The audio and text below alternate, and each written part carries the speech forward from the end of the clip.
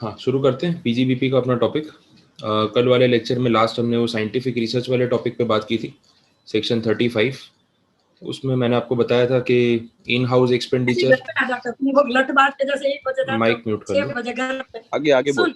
मैं क्या बोल रही हूँ तुझे?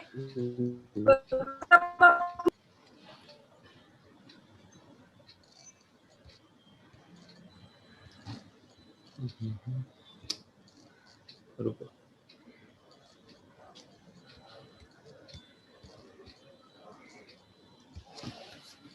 हाँ, शुरू कर रहे हैं। सेक्शन 35 की बात कल कर रहे थे, साइंटिफिक रिसर्च वाला जो टॉपिक था। उसमें मैंने आपको बताया कि साइंटिफिक रिसर्च या तो इन हाउस हो सकता है। इन हाउस एक्सपेंडिचर का मतलब कंपनी का खुद का रिसर्च एंड डेवलपमेंट का डिपार्टमेंट है और उसमें कंपनी एक्सपेंडिचर कर रही है, ये एक ऑप्शन है। तो उसमें जो भी रेवेन्यू एंड कैपिटल एक्सपेंडिचर हो रहे हैं सबका डिडक्शन आपको मिलेगा। इस साल का, जिस साल में आपका कमर्शियल प्रोडक्शन स्टार्ट हुआ, और पिछले 3 साल का वो कवर किया था। जमीन खरीदी है, लैंड एक्विजिशन होगा, दैट इज अप्रिशिएबल एसेट, उस पर कोई आपको डिडक्शन क्लेम करने को नहीं मिलेगा, दैट इज ऑब्वियस। इसके अलावा ऑप्शन क्या है कि अगर हम इन हाउस एक्सपेंडिचर नहीं कर रहे हैं रिसर्च पे, तो हो सकता है कि कोई और इंस्टीट्यूशन है जिसे हम पैसा कंट्रीब्यूट कर रहे हैं ताकि वो लोग रिसर्च कर सके। तो आउटसोर्सिंग हो सकता है या फिर किसी और एंटिटी को हम कंट्रीब्यूट कर सकते हैं। इसमें जितनी भी एंटिटीज के बारे में लिखा है सब में रेट अभी 100% है। ये जो 3 रेट्स मैंने हाईलाइट किए ना यहाँ पे, ये पहले 150 थे। अब आपकी मॉड्यूल में कुछ स्टूडेंट्स को जिनको पुरानी मॉड्यूल मिली है, उन्होंने 150% ही उसके अंदर लिखा हुआ है, नए रेट्स अपडेटेड नहीं है। लेकिन आपके असेसमेंट ईयर के हिसाब से अभी करंटली ये रेट फॉलो हो रहे हैं, तो 100% वाला रेट ही मानना। उससे आपके लिए ईजी हो गया है कि हर एक सब सेक्शन में रेट सेम है। तो जो रेट का वेरिएशन था पहले, जिस वजह से हमें स्पेसिफिक याद रखना पड़ता था भाई 150 किस में है, 100 किस में, तो वो कन्फ्यूजन अब दूर हो गया।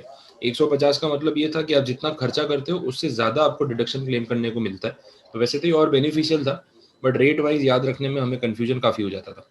चलो, तो सेक्शन 35 में जितना था हमने देख लिया, आगे बढ़ते हैं। नेक्स्ट सिचुएशन हम स्टार्ट कर रहे हैं यहाँ पे, दैट इज 35A देखो, एक सेक्शन है 35A और एक सेक्शन है 35A अब ये जो टॉपिक्स हैं 35A this is regarding telecom licence. तो ये भी काफ़ी प्रैक्टिकल टॉपिक है और इसके बारे में हो सकता है आपने कुछ ना कुछ कहीं ना कहीं तो सुना ही होगा। आपको अगर ये कुछ टर्म्स पता हो तो एक बार देख लेते हैं, थोड़ा आप बता दो क्या आइडिया है इसके बारे में। देखो, इंडिया में अगर आपको टेलीकॉम सर्विसेज प्रोवाइड करनी है तो उसके लिए क्या सिस्टम फॉलो हो रहा है, उस पर हम यहाँ पे बात करेंगे। और ये तो काफ़ी रेलेवेंट है, जियो है, एयरटेल है, वोडाफोन आइडिया भी ऑलमोस्ट वेंटिलेटर पे है लेकिन है। तो ये सब बेसिक कंपनीज जो आजकल टेलीकॉम सर्विसेज प्रोवाइड कर रही है, तो इनका सिस्टम क्या है, किस तरीके से इनको कोई परमिशन लेनी पड़ती है, प्लांट सेटअप करना है, जो भी उनको अपनी टेक्नोलॉजी का यूज़ करना है, तो गवर्नमेंट का उसमें कितना इंटरवेंशन है कितना नहीं, वो सब हम थोड़ा बहुत यहाँ पे क्लियर कर लेते हैं। देखो, कुछ चीज़ें होती है जैसे एक वर्ड यूज़ कर रहे हैं वो लोग स्पेक्ट्रम, और एक वर्ड यूज़ कर रहे हैं यहाँ पे टेलीकॉम लाइसेंस।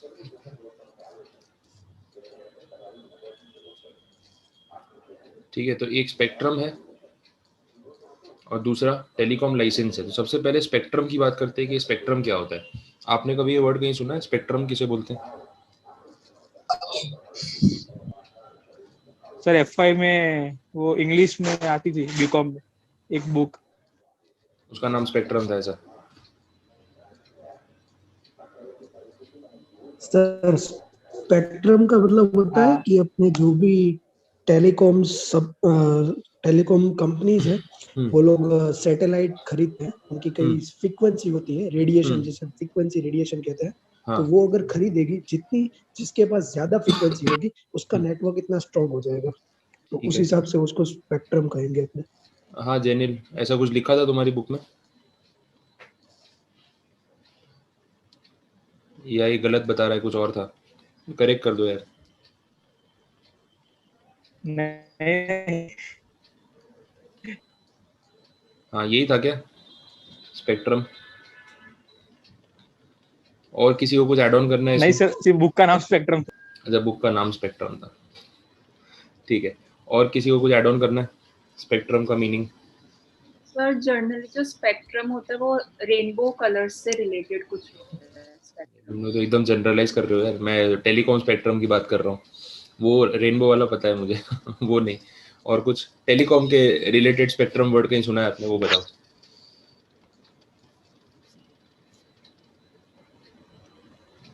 जेनिल तुमको देख के सब मस्ती में आ रहे हैं। मैंने तो सच ही बोला, मतलब जो हाँ वो तो रेनबो वाला भी सच ही है लेकिन यार रिलेटेड नहीं है ना। ठीक है चलो, देखो स्पेक्ट्रम एग्जैक्टली क्या है वो बता देता हूँ आपको, अभी एग्जांपल देता हूँ तो रिलेट हो जाएगा। रेडियो सुना है कभी? Yes sir. वो नहीं आता जिसपे एडवर्टीजमेंट आती रहती है, बीच में 2-4 गाने बजा देते हैं, ऐसा एक डिवाइस होता है रेडियो, आइडिया है? तो रेडियो पे आप जो भी सॉन्ग्स या सुन रहे हो, तो प्रोग्राम सुन रहे हो, तो उसकी एक फ्रीक्वेंसी होती है, वो तो आपको पता होगा, अपना रेडियो मिर्ची वाला 98.3 ऐसे करके बोलते हैं। ये 98.3 क्या है, ये आइडिया है? आपके मोबाइल में भी अगर रेडियो का ऑप्शन होगा तो उसमें भी आप देख सकते हो। ये 98.3 के साथ ना एक यूनिट लिखा होता है मेगा हर्ट्ज करके, ऐसा कुछ। हाँ माइक एक बार म्यूट कर लो या जिनका अनम्यूट है। Electromagnetic wave. हाँ तो 98.3 मेगाहर्ट्ज करके जो लिखा होता है, ये हर्ट्ज एक्चुअली फ्रीक्वेंसी का यूनिट है। ये वो साइंटिस्ट है जिसने फ्रीक्वेंसी फाइंड आउट की थी, तो उनके नाम पे हर्ट्ज यूनिट जो है उनको डेडिकेट किया हुआ है। तो मेगाहर्ट्ज इज अ फ्रीक्वेंसी। इस फ्रीक्वेंसी पे रेडियो मिर्ची वाला जो है वो डेटा ट्रांसमिट करता है, और वो फ्रीक्वेंसी आप अपने डिवाइस में जब मैच करते हो तो उस पर वो जो भी प्ले कर रहा है, जो भी प्रोग्राम सुना रहा है, वो आपको सुनाई देगा। अब ऐसे ही अपने देखते जितने भी अलग अलग रेडियो के चैनल्स हैं, उनका सबका एक फ्रीक्वेंसी का बैंड अलग अलग होता है। अभी तो काफ़ी सारे हो गए ऐसे, इतने सारे आपने देखे होंगे, सुने होंगे। ये सब रेडियो चैनल्स की फ्रीक्वेंसीज हैं। और एक अपना जो विंटेज चैनल है वो तो आपको पता होगा, विविध भारती, ऑल इंडिया रेडियो 101.1। ठीक है, तो ऐसे बहुत सारे चैनल उन्होंने अभी स्टार्ट कर दिए। अब ये सब जितनी भी है ना मेगाहर्ट्ज फ्रीक्वेंसी है ये फ्रीक्वेंसी इन सब रेडियो वालों ने सरकार से खरीदी है, या आपने बोल सकते हैं लीज पे ली है। और इस फ्रीक्वेंसी को ना स्पेक्ट्रम बोला जाता है, और इस फ्रीक्वेंसी की रेंज होती है। अब इसमें भी आपने कभी ट्राई किया होगा, गारंटी आपने कभी ना कभी तो ट्राई किया होगा। जैसे 98.3 रेडियो मिर्ची वाला है ना, तो अपने भी टाइम पास कर रहे होते हैं तो कुछ भी सूझता है अपने को, तो अपने ट्राई करते हैं कि 98.2 पे बजता है कि नहीं। कभी किया ऐसा आपने एक्सपेरिमेंट? कभी तो ट्राई किया होगा। हाँ फिर 98 हाँ सर किया है। और आपने दोनों तरफ जाके ट्राई किया होगा कि कहाँ तक ये प्रॉपरली सुनाई देता है और कहाँ से फिर वो डिस्टर्बेंस आना स्टार्ट हो जाता है। तो थोड़ा बहुत रेंज होती है उसकी। 98.3 एग्जैक्ट फ्रीक्वेंसी है, उसके थोड़ा बहुत लेफ्ट राइट होगा तो डिस्टर्बेंस आना शुरू हो जाएगा धीरे धीरे। तो एक रेंज होती है, सपोज अपने अज्यूम कर लेते हैं कि रेंज है 98.0 से लेके 98.5 तक। ये एक रेंज है जिसमें कहीं ना कहीं रेडियो मिर्ची सुनाई दे रहा है, फ्रीक्वेंसी थोड़ा ऊपर नीचे हो गई तो 98.0 पे प्रॉपर आवाज़ नहीं आ रही है, उसके बाद तो बिल्कुल ही नहीं आ रही, ऐसा हो गया। अच्छा ऐसा होता है कि जैसे 98.3 पे रेडियो मिर्ची वाला जो है वो अपना प्रोग्राम चला रहा है, बाकी कोई नया रेडियो स्टेशन आपने भी शुरू किया, आपने सोचा है अपनी पॉपुलैरिटी कैसे होगी, लोगों को मालूम कैसे पड़ेगा कि अपने वहाँ भी इतने अच्छे प्रोग्राम हो रहे हैं। एक काम करते हैं, अपने भी 98.3 पे ही ब्रॉडकास्ट कर देते हैं, तो एक रेडियो मिर्ची के बदले ना साथ साथ में आप जो सॉन्ग्स बजा रहे हो वो भी सुनाई दे रहे हैं। ऐसा कभी होता है एक फ्रीक्वेंसी पे 2 रेडियो चैनल चल रहे हैं? वो पॉसिबल नहीं है, क्योंकि वो 98.3 वाली जो फ्रीक्वेंसी है, जो ये रेंज है, ये एक्चुअली ने रेडियो मिर्ची वाले ने पैसे दे के सरकार को उनसे बुक करवाई हुई है कि ये फ्रीक्वेंसी पे सिर्फ हम ही ब्रॉडकास्ट कर सकते हैं। और ये जो मैं रेंज की बात कर रहा हूँ ना, इसको बैंडविथ बोलते हैं। ठीक है, तो जो बैंडविथ है इसके ऊपर ब्रॉडकास्टिंग करने की परमिशन सिर्फ रेडियो मिर्ची वाले के पास है और किसी कंपनी के पास नहीं है। उन्होंने क्या किया है, गवर्नमेंट को इसके पैसे पे किए हुए और इसका लाइसेंस लिया हुआ है कि हम इस फ्रीक्वेंसी पे डेटा ट्रांसमिट कर सकते हैं। अब क्या सिस्टम क्या है एग्जैक्टली, जो सैटेलाइट की बात कर रहे थे ना, अब वो सैटेलाइट हवा में स्पेस में इंस्टॉल करने का काम जो है वो गवर्नमेंट ने किया है। तो एक्चुअली में अपने यहाँ इंडिया में प्राइवेट सैटेलाइट्स नहीं है, जो भी सैटेलाइट है वो किसके है, गवर्नमेंट कंट्रोल में है। अब ये जो ब्रॉडकास्टिंग सैटेलाइट्स हैं जिनके थ्रू आपको टीवी, इंटरनेट, रेडियो, ये सारी चीज़ें यूज़ करने को मिल रही है, सेल्यूलर सर्विसेज, टेलीकॉम सर्विसेज, तो ये सैटेलाइट को यूज़ करने के लिए प्राइवेट प्लेयर्स आ सकते हैं। पहले प्राइवेटाइजेशन था नहीं, पहले अपनी एक ही कंपनी थी सरकारी, BSNL। अब उसके बाद इन्होंने ये प्राइवेट कंपनीज को अलाउ किया कि आप भी सिम कार्ड बेचो, आप भी अपनी कंपनी चलाओ, कोई प्रॉब्लम नहीं है। तो ये कंपनी जैसे जियो की बात करते हैं अपना, तो जियो वाला क्या करेगा, गवर्नमेंट के पास जाके उनको बोलेगा कि यार मेरे से पैसे ले लो, लेकिन मुझे आपका ये सैटेलाइट यूज करने दो।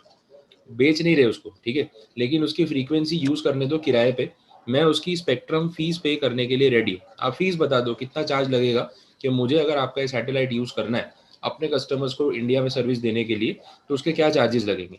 तो उसके लिए गवर्नमेंट स्पेक्ट्रम फीस चार्ज करती है। स्पेक्ट्रम फीस में एक्चुअली में क्या खरीदा जाता है, क्या बेचा जाता है, फ्रीक्वेंसी। अब ये फ्रीक्वेंसी जो है ये मेगा हर्ट्ज से भी ऊपर होती है, गीगा हर्ट्ज में होती है, ठीक है। तो गीगा हर्ट्ज में फ्रीक्वेंसी होती है, तो एक हर्ट्ज फ्रीक्वेंसी की वैल्यू फिक्स करते हैं, एक बेस प्राइस, कि भाई कितने हजार रुपए या कितने लाख रुपए की एक फ्रीक्वेंसी होगी। अब उसमें आप मेगा और गीगा जितना मल्टीप्लाई करोगे उतना अमाउंट आपको पे करना पड़ेगा फॉर बाइंग द स्पेक्ट्रम और टेकिंग इट ऑन हायर, मतलब परचेज तो नहीं कर सकते लेकिन उसको ब्लॉक करने के लिए कुछ साल के लिए। अब ये स्पेक्ट्रम फीस जो है रिन्यूअल बेसिस पे होती है, ये आपको 5 साल 10 साल 20 साल के लिए अलॉट करेंगे, एंड देन उसके बाद आपको इसको रिन्यू करवाना पड़ेगा और उसका अमाउंट पे करना पड़ेगा।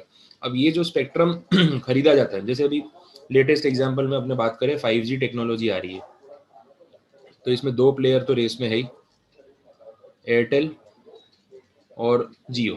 अब BSNL वाला बोलता है इस बार हम भी आएंगे, तो ये दोनों बैठ के इसके ऊपर हंस रहे हैं, बोले तेरा 4G नहीं आया अभी तक, तू सीधा 5G लेके आएगा, तो बात वो चल रही है। तो BSNL वाला बोल रहा है कि मैं भी इस बार रेस में पार्टिसिपेट करूंगा, बोले कोई बात नहीं, सीनियर सिटीजन कैटेगरी में कर लेना। तो BSNL वाले जो हैं वो भी बोल रहे हैं हम भी पार्टिसिपेट करेंगे। अब ये जो 5G टेक्नोलॉजी है एक्चुअली में 4G 5G हो क्या रहा है, इसमें सिर्फ वो लोग नेटवर्क स्पीड बढ़ा रहे हैं, जितनी स्पीड आपको 3G में मिल रही थी उसके कंपेरिजन में 4G में ज़्यादा स्पीड दे रहे हैं, उसके कंपेरिजन में आप बोल रहे हैं कि 5G में और ज़्यादा स्पीड प्रोवाइड करेंगे। तो इसके लिए इन कंपनीज के पास उतनी फ्रीक्वेंसी होनी चाहिए, वो स्पेक्ट्रम होना चाहिए जिसके ऊपर वो लोग डेटा ट्रांसमिट कर सके और आपको उतना हाई स्पीड डेटा मिले।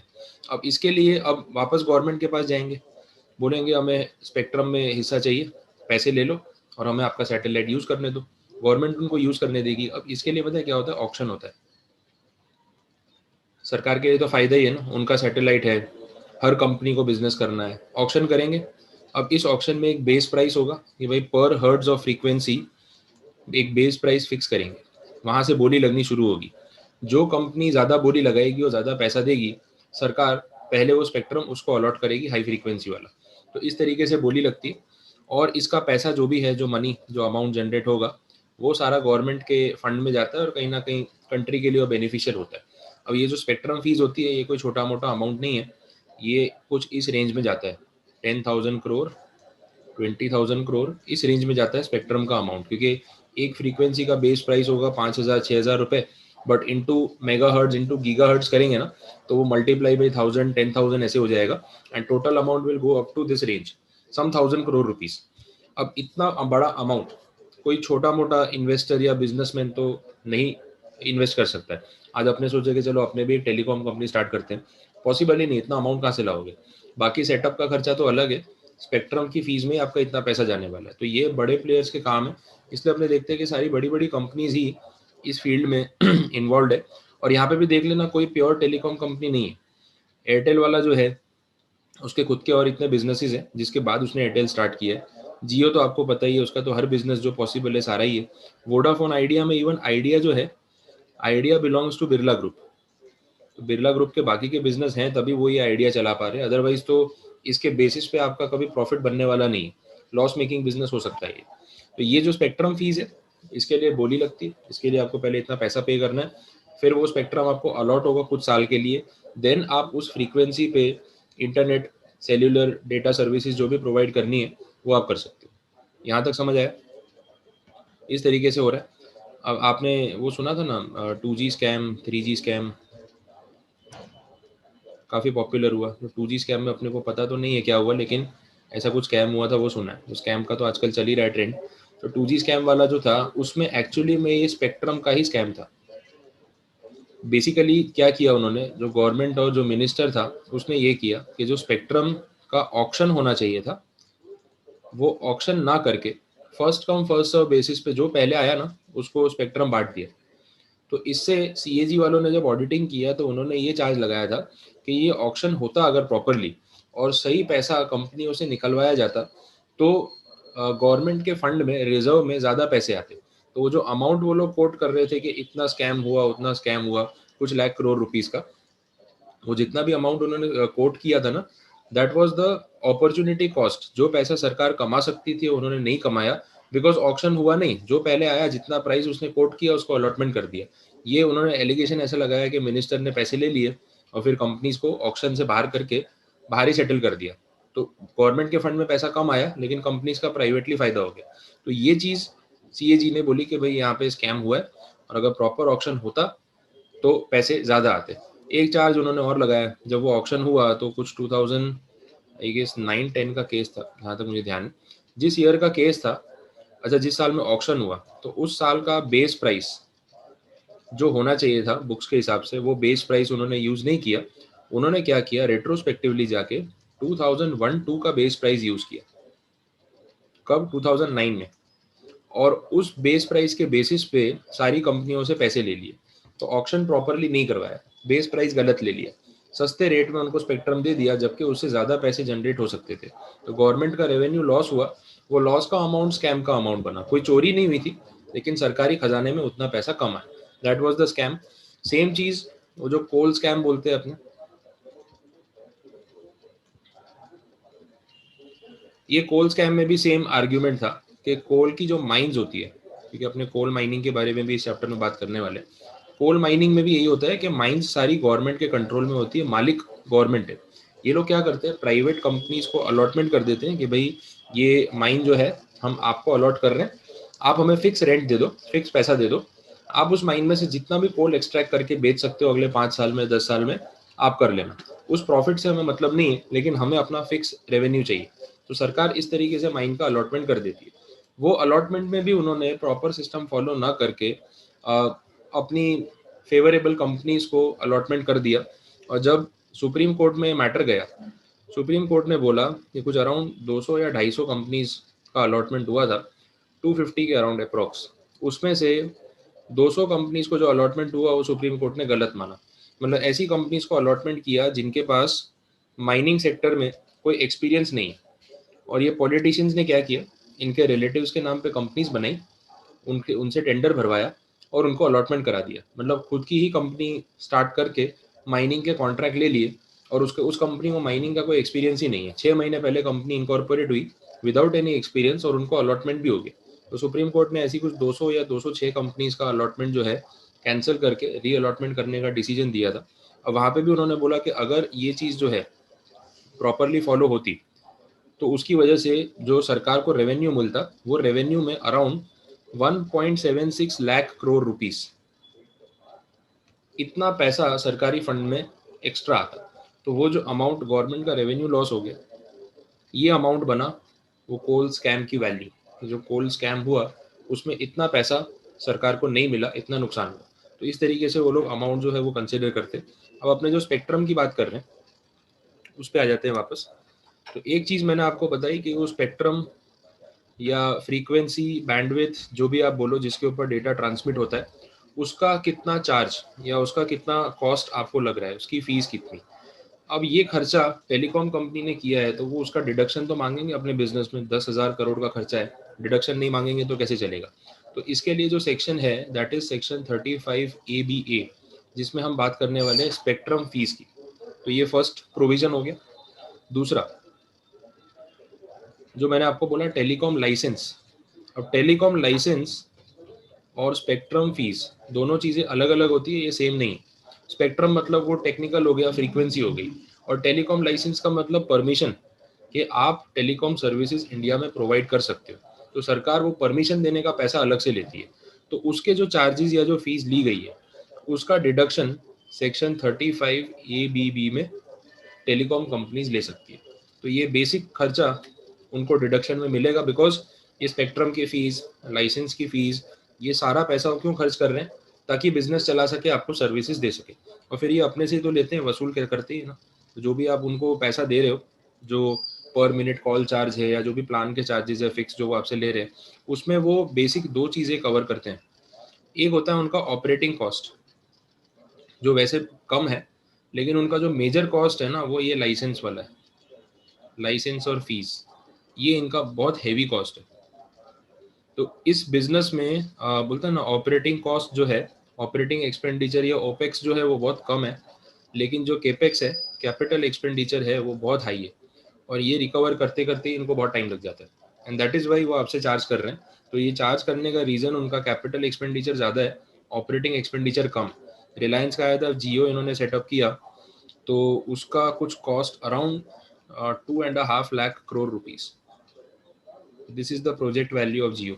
तो उन्होंने जो सेटअप किया 4G, और जब मार्केट में लेके आए आपके लिए सर्विसेज, तो अराउंड 2 से 2.5 लाख करोड़ रुपए रिलायंस ने इन्वेस्ट किया था इन बैक 4 ईयर्स। 4 साल से उसका प्लानिंग, इम्प्लीमेंटेशन वो सब चल रहा था, तब जाके आपको ये 4G सर्विसेज वो लोग दे पाए 2017 में जब स्टार्ट हुई। तो उसके पहले रिलायंस ने 2 लाख करोड़ रुपए खर्च किया, और उसके बाद भी फ्री में सर्विसेज दे रहे। तो वो भी एक उतना बैकअप होना चाहिए किसी कंपनी के पास कि मार्केट में आने के बाद ऑपरेटिंग खर्चा लगना शुरू हो चुका है, फिर भी लोगों को अट्रैक्ट करने के लिए 3 महीने 6 महीने करते करते 1 साल तक फ्री सर्विसेज दी। तो वो भी तो आपका कॉस्ट बेयर करना ही है ना, तो वो सब मिला के इतना अमाउंट हो गया। अब रिकवरी हो रही है तो प्रॉफिट में आ गया, प्रॉब्लम नहीं है, लेकिन स्टार्टिंग में तब लॉस मेकिंग ही था, क्योंकि रेवेन्यू जनरेट हो ही नहीं सर, रहा। हेलो सर, जैसे आपने बोला कि जियो का ये जो अमाउंट था 250 लाख करोड़ रुपीस, तो according to the competition act, तो ऐसा नहीं हो सकता कि जियो ने मोनोपोली क्रिएट करने की ट्राई की, तो उस कंपटीशन एक्ट के अगेंस्ट गया ना, क्योंकि तो उन लोगों ने तो सबका मार्केट तोड़ने की ट्राई की। एक्चुअली ना, जियो वाला, कंपटीशन कहाँ तक कर रही रिलायंस वाले की एक खासियत है, ये लोग कोई भी जब काम करते हैं ना, तो उसमें कुछ ना कुछ अनएथिकल तो होता ही है, वो तो अपने को मालूम भी है।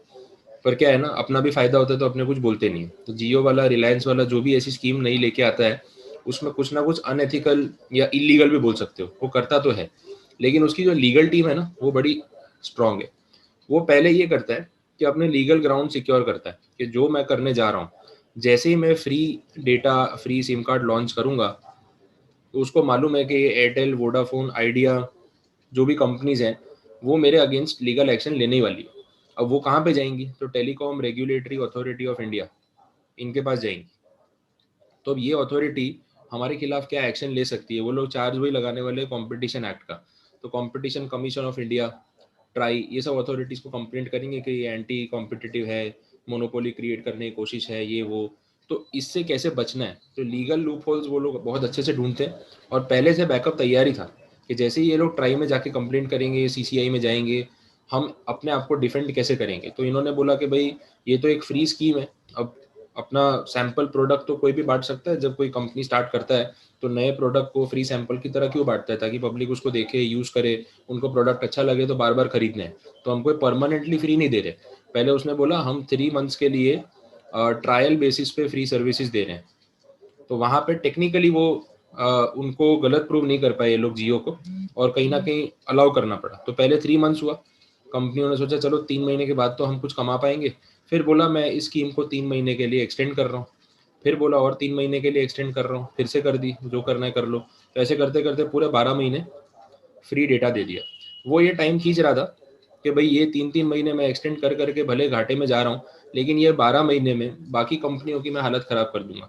और कर भी दी ना। तब तक आते आते वोडाफोन और आइडिया, बेचारे दो अलग अलग थे, अब वो एक हो गए। अब इनका लॉस भी मिला के एक हो गया। आज की डेट में इनका लॉस जो है वो 50,000 करोड़ लॉस में है कंपनी। शेयर का भाव इतना गिर गया, आज वोडाफोन आइडिया का शेयर कितने का है आप देख लो।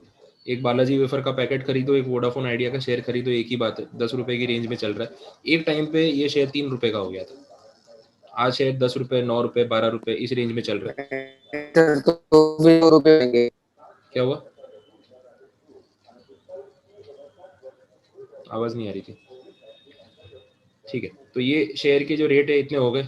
एयरटेल वाले ने भी अच्छा खासा नुकसान खाया है, अभी भी वो नुकसान में चला रहा है। लेकिन एयरटेल वाले के फाइनेंशियल्स काफ़ी स्ट्रांग है कंपेयर टू वोडाफोन आइडिया, तो वो सर्वाइव कर रहा है। उसका शेयर अभी है 500 रुपये के ऊपर ही चल रहा है, वो अलग बात है।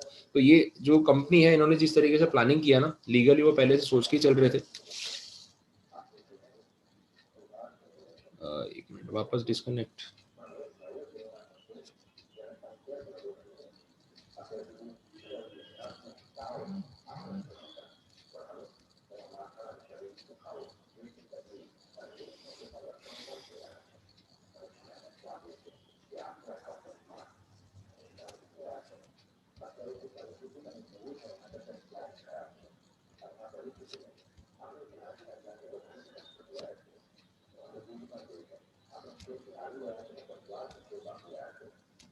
स्क्रीन विजिबल है ना? Yes sir. ओके। मेरा नेटवर्क जो है यहाँ पे वाईफाई वो हैथवे कंपनी का है, हैथवे रिलायंस की है, तो उसके बारे में बोल रहा हूँ तो थोड़ा रिएक्शन आ रहा है उसकी तरफ से। हाँ, तो देखो, तो ये जो कंडीशन है वो कंपटीशन एक्ट वाली, वो उन्होंने पहले से पढ़ के अच्छे से प्लानिंग करके कैसे डिफेंड करना है, क्या आर्ग्यूमेंट देना है। एथिकली गलत होगा लेकिन लीगली वो गलत प्रूव नहीं हो पाए और सारी कंपनियां अभी भी उसका नुकसान झेल रही है। फाइनली अभी कुछ महीने पहले ये लॉकडाउन जब ओपन हुआ ना, तब एयरटेल वाले ने ओपन डिक्लेरेशन दे दिया, प्रेस रिलीज दे दिया कि अब हम जियो के साथ प्राइस कंपटीशन नहीं करेंगे, क्योंकि जिस प्राइस पे उसको बेचना है बेचने दो, उसको जो करना है करे, जितने कस्टमर को जियो में जाना है जाने दो, हमें फ़र्क नहीं पड़ता है। हम अब क्वालिटी पे ध्यान देंगे, हम नेटवर्क को इम्प्रूव करेंगे और जियो से बेटर नेटवर्क देने की ट्राई करेंगे। तो जो प्रीमियम कस्टमर है, जो वो 100-200 रुपये महीने के बचाने की नहीं सोचता और जिसको सीमलेस नेटवर्क चाहिए, तो उसका काम नहीं रुकना चाहिए, ऐसे कस्टमर्स के लिए हम पहली प्रायोरिटी है हमें। बाकी वो सस्ते कस्टमर से जियो से फ़र्क नहीं पड़ता, जो सिम कार्ड लेते भी है और कभी कभी यूज़ भी नहीं करते, तो हम उन कस्टमर्स को टारगेट ही नहीं करेंगे। एयरटेल वाले ने ओपनली ये डिक्लेयर कर दिया कि प्राइस वॉर से हम बाहर हो रहे, जियो के प्राइसिंग से हमें कोई मतलब ही नहीं। और उसके बाद ये देखने को मिला है कि लास्ट कुछ क्वार्टर्स में, 2 क्वार्टर में एयरटेल के एक्टिव सब्सक्राइबर्स और मंथली सब्सक्राइबर ज़्यादा रेट पे बढ़े कंपेयर टू जियो। ये क्वालिटी के पीछे जब वो भागा ना, तो अपने आप कस्टमर्स भी कहीं ना कहीं उसके साथ जुड़ने शुरू हो गए, ऐसा डेटा में देखने को मिला। ठीक है, तो ये सारी चीज़ें रिगार्डिंग स्पेक्ट्रम है, टेलीकॉम लाइसेंस है, ये मैंने आपको बता दिया। अब जो एक्सपेंसेस हैं उसको कैसे राइट ऑफ करना है, कैसे आप क्लेम कर सकते हो, उसकी बात यहाँ पे करने वाले। वर्ड उन्होंने यूज़ किया है अमोर्टाइजेशन, ये आप भी हाईलाइट कर लेना। इसको डेप्रिसिएशन नहीं बोल सकते, amortisation is a better word, because आपको पता है कि इनटेंजिबल चीज़ है, कोई टेंजिबल एक्सपेंस या टेंजिबल एसेट नहीं, तो उसको हम डेप्रिसिएशन ना बोल के अमोर्टाइजेशन बोलेंगे। क्लियर? सेक्शन आपको बता दिया। इसमें चलो कंटिन्यू कर रहे हैं। तो जो मेन वर्ड है वो अमोर्टाइजेशन है, बिकॉज जो असेट है वो टेंजिबल नहीं है, तो अमोर्टाइजेशन बेटर वर्ड होगा। इसके साथ साथ यहाँ पे कुछ टर्म्स यूज हो रहे हैं, जैसे टर्मिनल डेप्रिसिएशन, बैलेंसिंग चार्ज। अगर आपको ध्यान में आ रहे हो तो ये वर्ड्स मैंने आपको ऊपर रिलेट कराए थे और बोला था कि जब सेक्शन आएगा तब अपने देखेंगे, उसका मीनिंग डिस्कस नहीं किया था। बता देता हूँ, वापस देख लो एक बार, तो अभी क्या साथ साथ में वो कवर हो जाएगा। डेप्रिसिएशन के बीच में आ रहे थे ये, टर्मिनल डेप्रिसिएशन, बैलेंसिंग चार्ज, इन सब पे बात नहीं होती। अब इसके ऊपर अभी कैलकुलेशन के साथ आपको समझा देता हूँ क्या है एग्जैक्टली। आपको भी एग्जांपल अगर नोट करना पड़े तो साथ साथ में कर लेना, बिकॉज यहाँ कैलकुलेशन ही हमें देखनी है कि किस तरीके से एक्सपेंसेस राइट ऑफ होंगे। शुरू करते हैं, पहले स्पेक्ट्रम फीस की बात कर लेते हैं।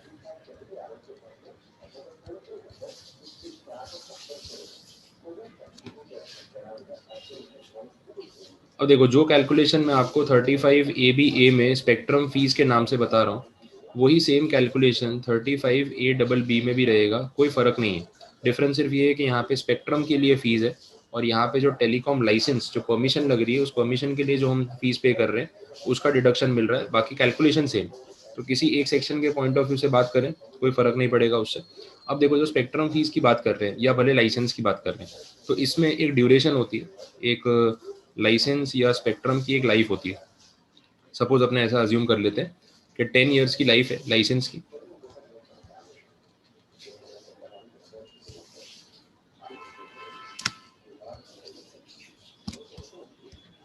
हाँ, 10 इयर्स के लिए लाइसेंस वैलिड है। आज आपने उसके लिए अप्लाई किया है स्पेक्ट्रम के लिए, लाइसेंस के लिए, और बोला कि 10 साल तक ये लाइसेंस आपका रहेगा और जो आप उसका चार्ज पे कर रहे हो that is valid for 10 years. अब ये जो चार्ज आपने पे किया है, इसमें अलग अलग ऑप्शंस हैं कि आप चार्ज कब पे करते हो, कितना पे करते हो, और उसका डिडक्शन आपको कैसे क्लेम करने को मिलता है। देखो, नॉर्मली अगर अपने अमोर्टाइजेशन की बात करें तो सपोज ऐसा मान लेते हैं कि मैं इस 10 इयर्स की लाइफ के लिए 100 करोड़ रुपीस पे कर रहा हूँ, तो 10,000 20,000 नहीं रखते, अमाउंट छोटा रख लेते हैं, 100 करोड़ रुपीस मैं पे कर रहा हूँ। अब ये 100 करोड़ रुपीस अगर मैं आज ही स्टार्टिंग में पे कर देता हूँ, तो सिंपल तो ये है कि आप इसको स्ट्रेट लाइन मेथड से जैसे डेप्रिशिएट करते हो ना, वैसे ही आपको क्लेम करना है। Total amount paid divide by number of years और the validity of the licence. कितने साल के लिए लाइसेंस वैलिड है? 10 साल के लिए। तो 100 करोड़ को 10 साल में आप डिवाइड कर दो एंड अगले 10 साल तक एवरी ईयर 10 करोड़ रुपीस आप अपने एक्सपेंसेस में क्लेम कर लो। तो सिंपल स्ट्रेट लाइन मेथड से जो डेप्रिसिएशन हम गिनते हैं वही आपको करना है और कुछ करना नहीं है यहाँ पे। तो ये एक कंडीशन हो गई, लेकिन इसमें और चीज़ें हो सकती है। दूसरा ऑप्शन ले लेते हैं। देखो 100 करोड़ रुपीस की बात है तो ज़रूरी नहीं है कि आपने स्टार्टिंग में 0 ईयर में दे दिया होगा। ये हो सकता है कि आपने सरकार से टाइम मांगा कि हम कुछ टोकन अमाउंट डिपॉजिट कर देते हैं या अग्रीमेंट कर लेते हैं, लेकिन पैसा हम आपको 1 साल और 2 साल खत्म होने के बाद देंगे। मतलब यहाँ कुछ पे नहीं कर रहे, यहाँ पे करेंगे। इस पॉइंट पे हम आपको पूरा 100 करोड़ एक साथ पे कर देंगे। ऐसी कंडीशन रखी, गवर्नमेंट के साथ डील हुई और उन्होंने ये चीज़ अलाउ कर दी। ये मैं सेकंड वेरिएशन दे रहा हूँ। पहला तो वेरिएशन बहुत सिंपल था कि जहाँ पे 100 करोड़ आपने 0 पॉइंट पे दे दिया, जैसे दुकान में सामान खरीदने के वैसा हो गया। 100 करोड़ रुपए दिए, स्पेक्ट्रम फीस पे करके लाइसेंस लेके आ गए, 10 साल तक के लिए आपके पास वैलिडिटी है। तो वहाँ कोई प्रॉब्लम ही नहीं है, सीधा 10 ईयर्स में डिवाइड करो। आने वाले 10 साल तक जब तक लाइसेंस एग्जिस्ट करता है तब तक एवरी ईयर आप 10 करोड़ रुपीस अमोर्टाइज करो। 10th ईयर के एंड तक आते आते आपका पूरा 100 करोड़ अमोर्टाइज हो जाएगा। दूसरे ऑप्शन में मैंने बोला आपको कि सरकार से आपने कुछ टाइम मांगा, दे अग्रीड और आपने पैसा दिया 2 साल खत्म होने के बाद। अब पॉइंट ये है कि ये 100 करोड़ जो है वो राइट ऑफ कितना होगा और कितने साल में होगा। अब बेसिक चीज़ ये है कि जो 100 करोड़ आपने खर्चा किया है उसका डिडक्शन तो आप पूरा मांगोगे, पूरा 100 करोड़। ऐसा तो नहीं है कि आप उसमें बोलोगे कि कुछ कम दे दो चलेगा। तो 100 करोड़ पूरा मिलना तो है ही, बट कितने ईयर्स में डिवाइड होगा ये क्वेश्चन है। आने वाले 10 साल में डिवाइड होगा या फिर 8 साल के अंदर उसको राइट ऑफ करें या फिर स्टार्टिंग से 0 ईयर से देना शुरू करते। इनकम टैक्स डिपार्टमेंट बोलेगा कि भाई ईयर 1 और 2 में आपने कोई पैसा तो दिया ही नहीं है सरकार को, जब एक्सपेंडिचर ही नहीं हुआ तो हम डिडक्शन अभी से देना तो स्टार्ट कर नहीं सकते। बोले वो भी वैलिड है। अब दूसरा पॉइंट ये कि अगर हम एंड पॉइंट को देखें, ये 10th ईयर, तो एंड पॉइंट के बाद अगर आप डिडक्शन क्लेम करते हो 11th ईयर में तो वो भी इलॉजिकल है, असेट ही नहीं है और डेप्रिसिएशन क्लेम कर रहे हो, वो कैसे हो सकता है। तो लॉजिकली हमारे पास ऑप्शन ये बचता है कि जो बीच के 8 साल है इसमें आप पूरा 100 करोड़ क्लेम कर लो डिवाइड बाई 8 करके। तो 100 करोड़ का एक्सपेंस आपको पूरा मिलेगा, लेकिन 3rd year to 10th year के बीच में इन 8 साल में आप इक्वली क्लेम कर सकते हो। जितना भी अमाउंट आएगा 12.5 या समथिंग आएगा तो उतना आप पर एनम क्लेम कर रहे हो। तो इन शॉर्ट आपको डिडक्शन पूरा मिल रहा है, लेकिन ये जो एंड पॉइंट है 10th ईयर वाला, ये एंड पॉइंट चेंज नहीं होगा कभी, बिकॉज एक बार लाइसेंस एक्सपायर हो गया तो लाइसेंस एक्सपायर होने के बाद उसका डिडक्शन क्लेम करना उसका कोई लॉजिक नहीं बनता है। तो किसी भी केस में स्टार्टिंग पॉइंट चेंज हो सकता है, एंड पॉइंट जो है वो चेंज नहीं होगा, वो यही रहने वाला है। इतना ध्यान रखना। क्लियर? तो एक ऑप्शन था फर्स्ट डे पे पूरा पेमेंट कर दिया, एक ऑप्शन है इन बिटवीन द ड्यूरेशन कहीं पे पेमेंट किया फुल पेमेंट, तो बचे हुए साल में आप डेप्रिसिएशन या अमोर्टाइजेशन कर लो। तीसरा ऑप्शन क्या बचता है? Instalment system. ठीक है, तो गवर्नमेंट को आपने बोला कि हम एक साथ 100 करोड़ रुपीस तो नहीं दे पाएंगे, अभी 0 ईयर पे स्टार्टिंग पॉइंट पे हम 20 करोड़ पे कर देते हैं। ठीक है, फिर उसके बाद फर्स्ट ईयर पे ये 0 ईयर है, ये अपना फर्स्ट ईयर है, यहाँ पे आके हम और सपोज 9 करोड़ पे करेंगे। फिर सेकेंड ईयर पे जब हम आएंगे तो हम और 16 करोड़ पे करेंगे। ऐसा कुछ आपने ना इंस्टॉलमेंट सिस्टम उनसे फिक्स करवा लिया एंड सो ऑन चलता रहेगा। बाकी का जो है वो अमाउंट वो आपको बता देंगे कैसे पे कर रहे हैं। लाइसेंस की लाइफ तो सेम ही है, वो तो 10 साल ही रहने वाली है, वो चेंज होने वाली नहीं है। 0 ईयर टू 10 ईयर वो सेम ही। अब पॉइंट ये है कि अगर ऐसे इंस्टॉलमेंट्स में पेमेंट किया तो फिर अमोर्टाइजेशन कैसे होगा, वो कैसे पता चलेगा? कोई आइडिया आ रहा है आपको कैसे कर सकते हैं? आपके हिसाब से क्या होना चाहिए? 30 साल में जितना पे किया उतना डिडक्शन। तो जिस साल में जितना पे किया उतना पूरा डिडक्शन उसी साल में क्लेम कर लें या उसको अमोर्टाइज करें, क्या करें? मतलब जैसे ये 20 करोड़ रुपए मैंने फर्स्ट डे पे स्टार्टिंग में पे करके फिर लाइसेंस ऑपरेट करना शुरू किया, तो फर्स्ट ईयर में पूरा 20 करोड़ क्लेम कर लूं या इस 20 करोड़ को प्रोपोर्शनेट 10 साल में हाँ डिवाइड सर, करूं? कर सकते हैं, क्योंकि अल्टीमेटली तो हमारा 100 करोड़ ही डिडक्शन होने वाला है ना। हाँ, वो एक ओपिनियन है। दूसरा कोई ऑप्शन? जेनिल क्या बोल रहा था? प्रोपोर्शनेट मतलब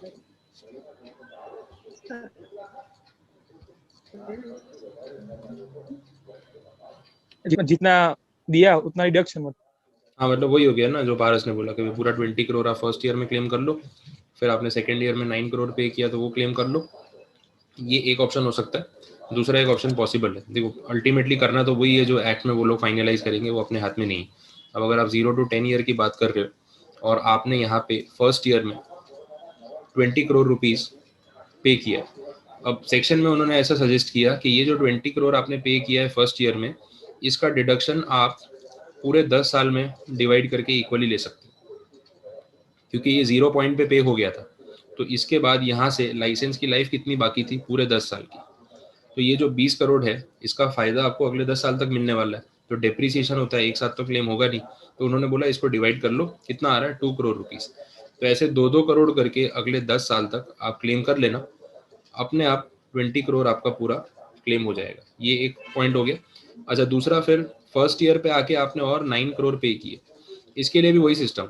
ये 9 करोड़ जब आपने पे किए तो लाइसेंस की अभी कितनी लाइफ बाकी है, 10 साल बाकी है क्या पूरे? नहीं, एक हो चुका है। तो लाइसेंस के कितने साल बाकी है? 9 ईयर्स। तो उन्होंने बोला ये 9 करोड़ रुपए जो है नेक्स्ट वाला, ये राइट ऑफ होगा इन रिमेनिंग 9 ईयर्स। तो एक साल का कितना हो गया?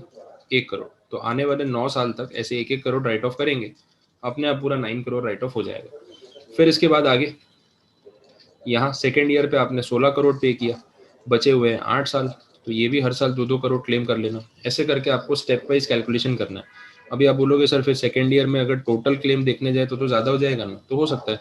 टोटल क्लेम की अगर मैं बात कर रहा हूँ सेकेंड ईयर में, तो मैं ये देखूंगा कि मैंने पहले 0 पॉइंट पे 20 करोड़ रुपए पे किए थे, जिसका डिडक्शन मुझे अगले 10 साल में एवरी ईयर 2-2 करोड़ मिलना था। तो सेकेंड ईयर में मुझे इसका डिडक्शन भी मिलेगा। फिर मैंने फर्स्ट ईयर में जो 9 करोड़ पे किए, जो 9 ईयर्स में राइट ऑफ होंगे, वो 1 करोड़ भी मुझे क्लेम करने को मिलेगा। ठीक है, तो ये दो चीज़ें मैं क्लेम कर सकता हूँ। और जब मैं थर्ड ईयर में आऊँगा तो जो सेकेंड ईयर में मैंने 16 करोड़ भरे थे, उसका 2 करोड़ भी क्लेम करने को मिलेगा। तो थर्ड ईयर में देखा जाए तो मुझे 5 करोड़ का डिडक्शन मिलेगा। ऐसे स्टेप वाइज कैलकुलेशन होगा और देन उसका एडिशन हो जाएगा। देख लो, ये समझ में आया?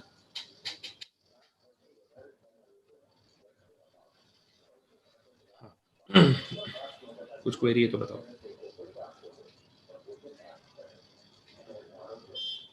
जिस साल में जितना पे किया, remaining number of years licence की लाइफ जितनी बाकी होगी उसमें डिवाइड हो जाएगा और थोड़ा थोड़ा करके उसको क्लेम करते जाएंगे। ये प्रोपोर्शनेट एक्चुअली में ये हुआ।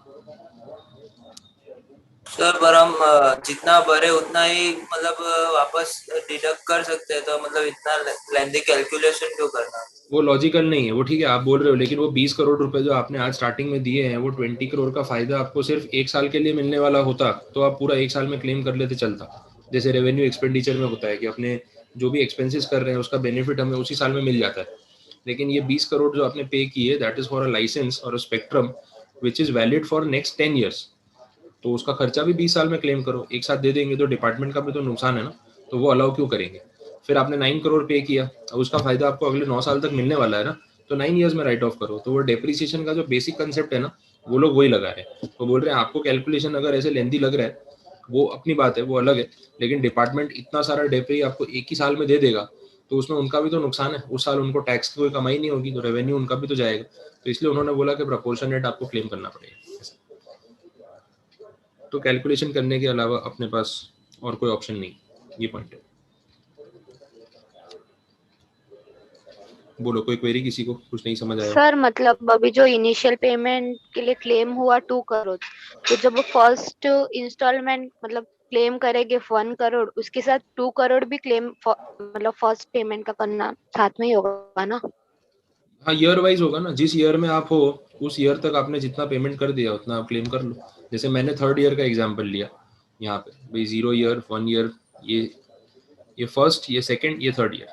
अब यहाँ तक आते आते आपने जितना पेमेंट कर दिया था उस हिसाब से आप इस साल में क्लेम करोगे। तो देखो मैंने 3 क्लेम किए ही है। 0 ईयर में जो मैंने 20 करोड़ पे किया था उसका 2 करोड़ भी यहाँ क्लेम हो रहा है। फिर फर्स्ट ईयर में यहाँ पे जो 9 करोड़ पे किया था उसका 1 करोड़ भी यहाँ क्लेम हो रहा है। और जो सेकेंड ईयर के एंड पे यहाँ पे आके मैंने 16 करोड़ पे किए थे, उसका जो 2 करोड़ वाला हिस्सा है वो भी मैं क्लेम करूँगा। तो थर्ड ईयर में जब हम क्लेम करेंगे तो 3 अमाउंट क्लेम होंगे और टोटल जो हो जाएगा 5 करोड़, उतना आप अमोर्टाइज कर सकते हो। तो हर साल का देखना पड़ेगा आपको, जिस ईयर में भी आप हो, अभी तक आपने कितना पेमेंट किया है, कितने साल में वो राइट ऑफ हो रहा है, उसको टोटल करके फिर अपने क्लेम करेंगे।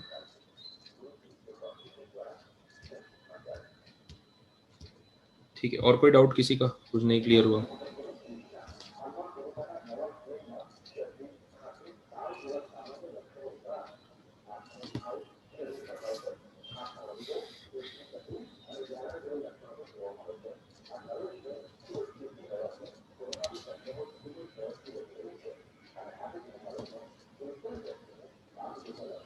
ठीक है, क्लियर है यहाँ तक कैलकुलेशन?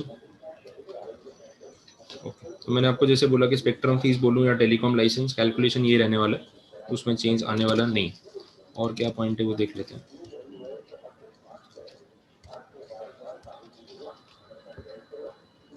तीन ऑप्शंस बता दिए। अगर स्टार्टिंग में पूरा पेमेंट कर दिया, divide by number of years, that is the life of licence.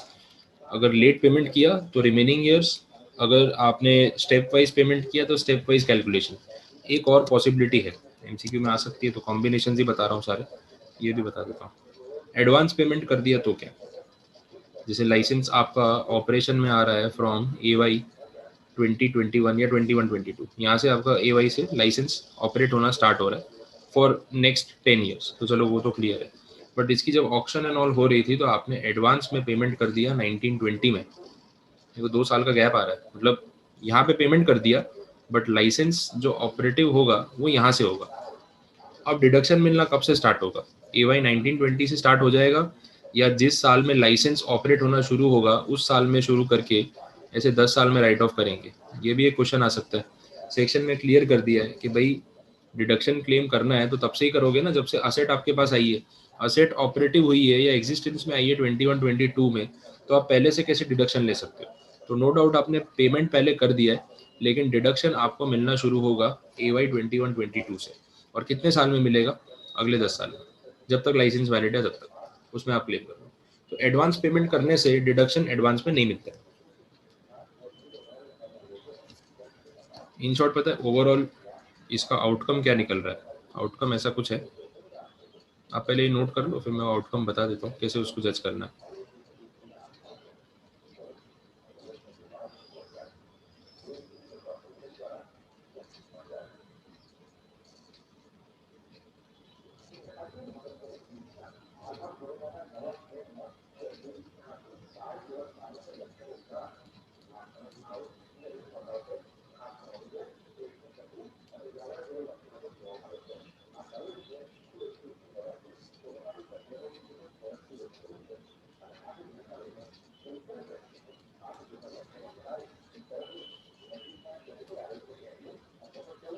देखो ऐसा कुछ इसका आउटकम हो सकता है। स्टार्टिंग पॉइंट अगर हम डिसाइड करें कौन से ईयर से डिडक्शन मिलना शुरू होगा, तो डेट ऑफ पेमेंट, डेट बोलो ईयर बोलो चलेगा, डेट ऑफ पेमेंट या date of licence, whichever is letter.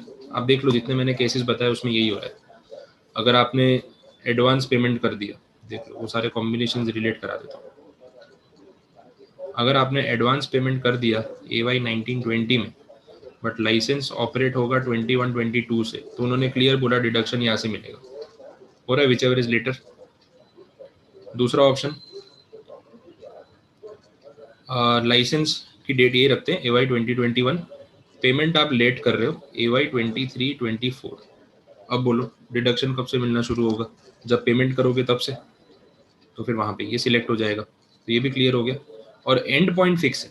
And point मैंने आपको बोला कि जिस दिन लाइसेंस एक्सपायर होगा, वो 10th ईयर खत्म होगा, जो क्लेम करना है तब तक कर लो, उसके बाद लाइसेंस ही नहीं बचेगा तो डिडक्शन कैसे ले पाओगे?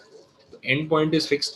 स्टार्टिंग पॉइंट में 2 ऑप्शंस हैं, date of payment, date of licence, जिस दिन से शुरू हुआ, दोनों में से विच एवर इज लेटर, ये उसका पूरा क्रक्स है। अगर आप ये चीज़ फॉलो कर रहे हो तो जितने भी 4 ऑप्शंस मैंने बताए ऊपर, कॉम्बिनेशंस बताए, हर एक इसके अंदर कवर हो जाएगा। भले आपने नोट तो किया ही होगा, तो इसके साथ रिलेट करके देख लेना चारों कंडीशंस का आंसर सेम आ रहा है कि नहीं आ रहा है, आ जाएगा।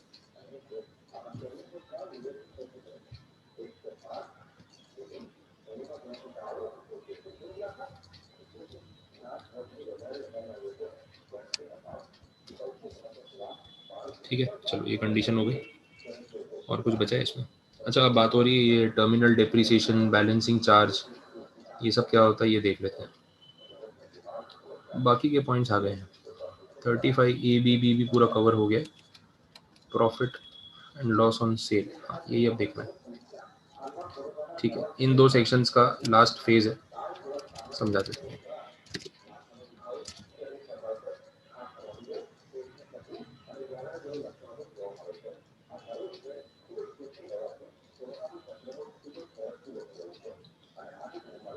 देखो ये स्पेक्ट्रम टेलीकॉम लाइसेंस वाले केस में ऐसा भी होता है कि ये लाइसेंस या स्पेक्ट्रम दोनों में से जो भी हो, एक कंपनी इसको सेल कर दे, है ऐसा पॉसिबल? स्पेक्ट्रम के लिए बिडिंग मैंने किया, लाइसेंस गवर्नमेंट से मैंने लिया, मुझसे अब कंपनी चलाई नहीं जा रही है, Reliance communications, Anil Ambani group for example, Tata Docomo, Aircel, Videocon, ऐसी बहुत सी कंपनी आई और गई। अब ये सब कंपनीज ने भी तो लाइसेंस और स्पेक्ट्रम लिया ही होगा। स्पेक्ट्रम मतलब फ्रीक्वेंसी खरीदी होगी कि इतनी फ्रीक्वेंसी पर हम डेटा ट्रांसमिट कर सकते हैं। अब जब ये कंपनी बंद हो गई तो स्पेक्ट्रम 10 साल के लिए खरीदा था, कंपनी 4 साल में बंद हो गई, क्या करेगी स्पेक्ट्रम रख के? लाइसेंस का क्या करेगी? तो वो अगर चाहे तो ये स्पेक्ट्रम किसी और कंपनी को सेल कर सकते हैं। कि स्पेक्ट्रम का मतलब क्या? एक फ्रीक्वेंसी यूज करने की परमिशन। भाई हमारे पास है वो परमिशन, आप हमसे खरीद लो, उस फ्रीक्वेंसी पे आप अपना डेटा ट्रांसमिट कर लो।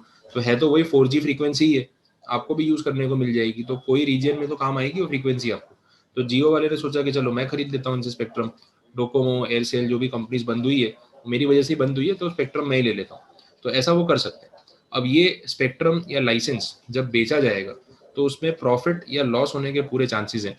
उन चीज़ों को ध्यान में रख के ये टर्म्स यहाँ पे जो है वो एग्जिस्टेंस में आएंगे, जिसको हम बोलते हैं टर्मिनल डेप्रिसिएशन, पहला टर्म। दूसरा टर्म है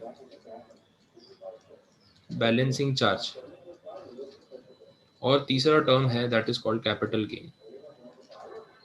अब इसके मैं आपको तीनों के एग्जांपल दूंगा एक एक करके, आप उसको नोट भी कर लेना साथ साथ में, क्लियर हो जाएगा कि एग्जैक्टली ये है क्या।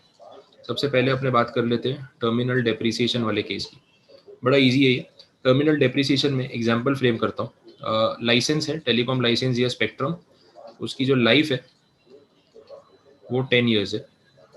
उसकी जो कॉस्ट आपने पे की है, let it be 100 crore rupees, जो अभी अमाउंट था वही रखते हैं, ये आपने उसकी कॉस्ट पे की है। तो कहीं ना कहीं अमोर्टाइजेशन आपको कैसे करना है, स्टार्टिंग में पे कर दिया, हर साल का 10 करोड़ राइट ऑफ करना है, वो सब आपको पता है।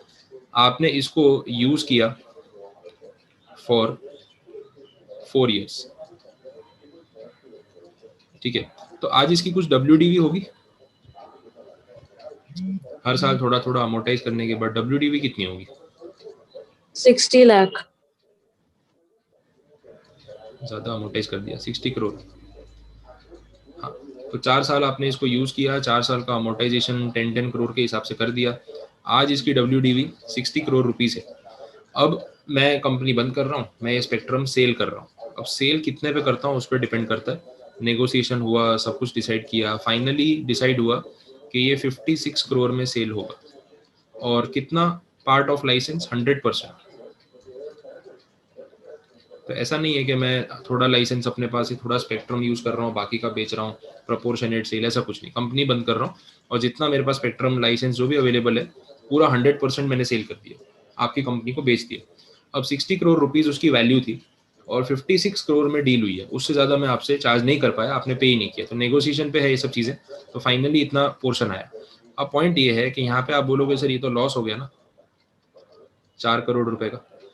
ये जो 4 करोड़ का लॉस है मेरी बुक्स में, मैं सेलर हूँ, मैंने आपको लाइसेंस बेचा है, तो मेरे लिए तो 4 करोड़ का नुकसान है। ये 4 करोड़ के लॉस को हम बोलते हैं टर्मिनल डेप्रिसिएशन, और ये मैं इसी साल के PNL में क्लेम करके राइट ऑफ कर दूंगा। इसको कोई आगे कैरी फॉरवर्ड करने की जरूरत नहीं। कहने का मतलब ये, तो this is the first term, terminal depreciation. Terminal मतलब कि अब चीजें एंड हो चुकी है, आगे कुछ जाने वाला नहीं है। तो इस साल, जिस साल में मैंने अपना लाइसेंस सेल किया, WDV से उसको कंपेयर करेंगे, जितना भी नुकसान हो रहा है 4 करोड़ रुपए, ये टर्मिनल डेप्रिसिएशन है। PNL में ले जाऊंगा, जैसे बाकी के रेवेन्यू, एक्सपेंडिचर्स एंड लॉसेस को लेके जाता हूँ, और इस साल ही पूरा क्लेम कर लूंगा। इसको कोई रिमेनिंग ईयर्स में, अगले 6 साल में, 5 साल में कैरी फॉरवर्ड करके सेट ऑफ करना, ऐसी कोई रिक्वायरमेंट नहीं है, इजी रखा हुआ, ठीक है। तो ये फर्स्ट सिचुएशन, एग्जांपल आप नोट कर लो। मैं आगे के केस में बेसिक एग्जांपल यही रखने वाला हूँ, सिर्फ सेल का अमाउंट चेंज करूंगा। तो आप ये डेटा एक बार लिख लोगे तो भी चलेगा। Life cost used for WDV, इतना अपने सेम रखेंगे।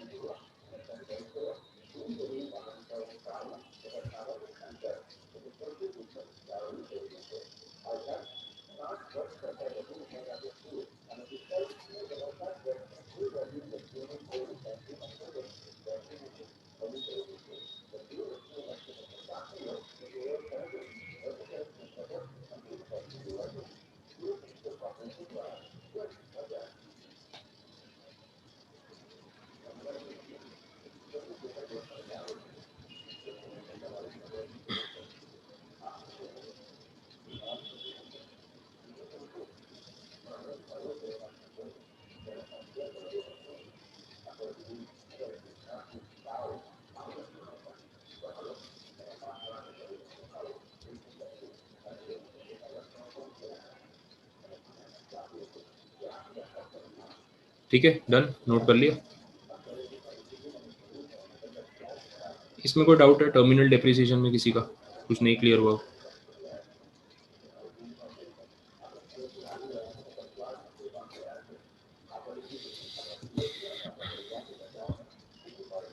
चलो फिर अगला नेक्स्ट हम देख लेते हैं। बैलेंसिंग चार्ज के लिए क्या करना है वो समझ लो। बेसिक डेटा है, जितना ब्लू में लिखा है वो सेम ही रहेगा, उसमें कोई चेंज नहीं कर रहा हूँ। बैलेंसिंग चार्ज के लिए सिर्फ सेल का वैल्यू जो है वो चेंज कर देते हैं, अदर देन दैट बाकी का डेटा सेम। सेल वैल्यू मतलब WDV 60 करोड़ पे आ चुकी है। अब आज कितने में सेल होता है उसके ऊपर है। अब मैं यहाँ पे सेल वैल्यू ले लेता हूँ 66 करोड़। 56 के बदले sale value of licence 66 crore और पूरा 100% लाइसेंस अगेन बेचा है, पार्शियल सेल नहीं। तो 60 करोड़ की चीज़ मैंने 66 में बेची है। अभी आप बोलोगे सर यहाँ तो प्रॉफिट हुआ, तो वो जो प्रॉफिट हुआ है उसको टैक्सेबल कौन से हेड में करना है वो यहाँ पे बात है। अब यहाँ पे आपको जो ये 6 करोड़ का प्रॉफिट दिख रहा है, इसको हम प्रॉफिट नाम नहीं देंगे, इसके बदले वर्ड यूज करेंगे बैलेंसिंग चार्ज। नेक्स्ट स्लाइड ले लेता हूँ, ये फिक्स डेटा तो आपके पास है ही। हाँ, तो यहाँ पे क्या हो रहा है, जो प्रॉफिट आपको दिख रहा है कि भाई 66 करोड़ में लाइसेंस सेल किया और उसका WDV हमारा 60 करोड़ था, तो 6 करोड़ रुपए जो प्रॉफिट जनरेट हुआ उसको मैं नाम दे रहा हूँ बैलेंसिंग चार्ज। बैलेंसिंग चार्ज बोल रहे हैं और उन्होंने ये बोला है कि ये 6 करोड़ रुपए टैक्सेबल होगा in the head of PGBP and not capital gain. Reason समझो, ऐसा बोल रहे हैं कि भाई आपकी जो असेट है, जो लाइसेंस है, एक्चुअल उसकी कॉस्ट कितनी थी 100 crore, this is the cost. आपने 100 करोड़ को WDV पे लाके 60 करोड़ बना दिया, तो ये कैसे हुआ?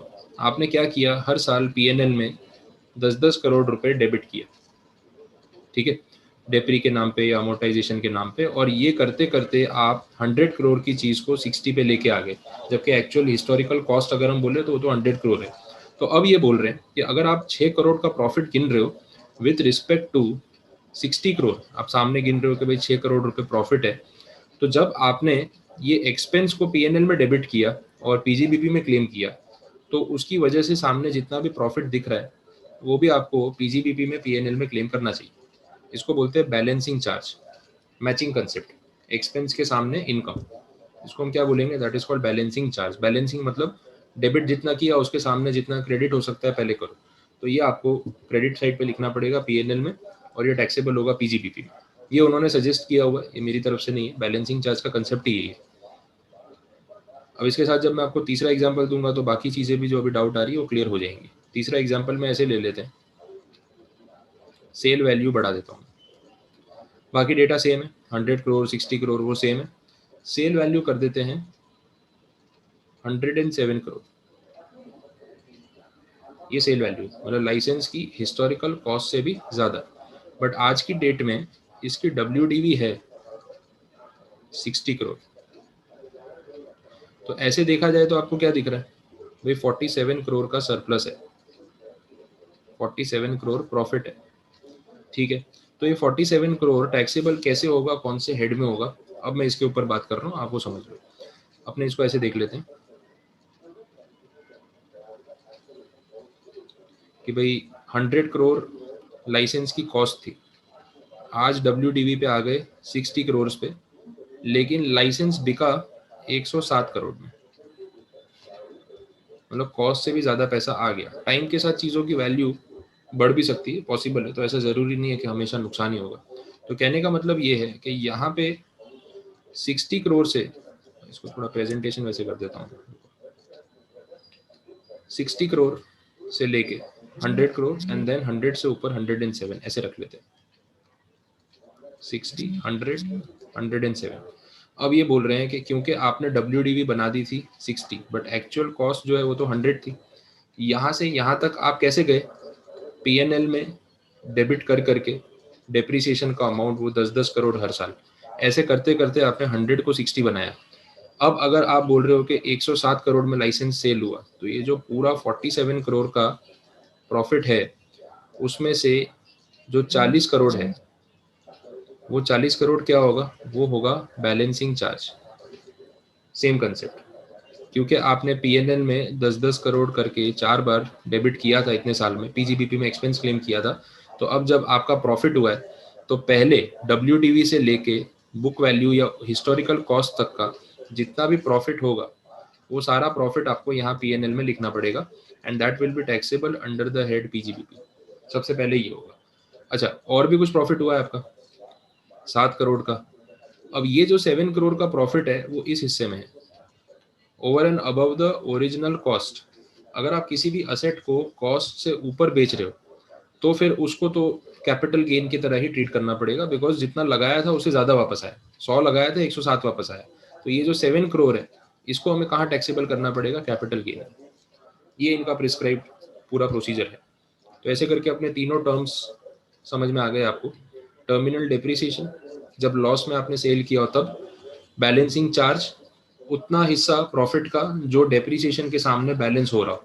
तो WDV टू हिस्टोरिकल कॉस्ट के बीच में अगर कुछ प्रॉफिट जनरेट हुआ, आप ये समझ लो कि ये 60 से लेके 100 करोड़ के बीच में कुछ भी सेल प्राइस होता तो बैलेंसिंग चार्ज आने वाला था।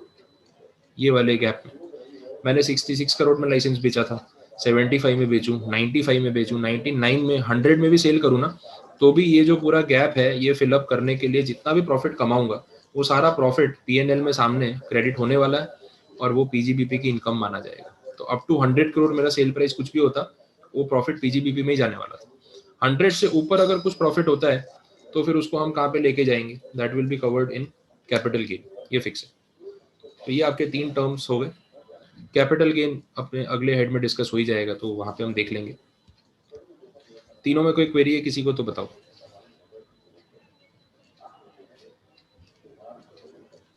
हाँ बोलो।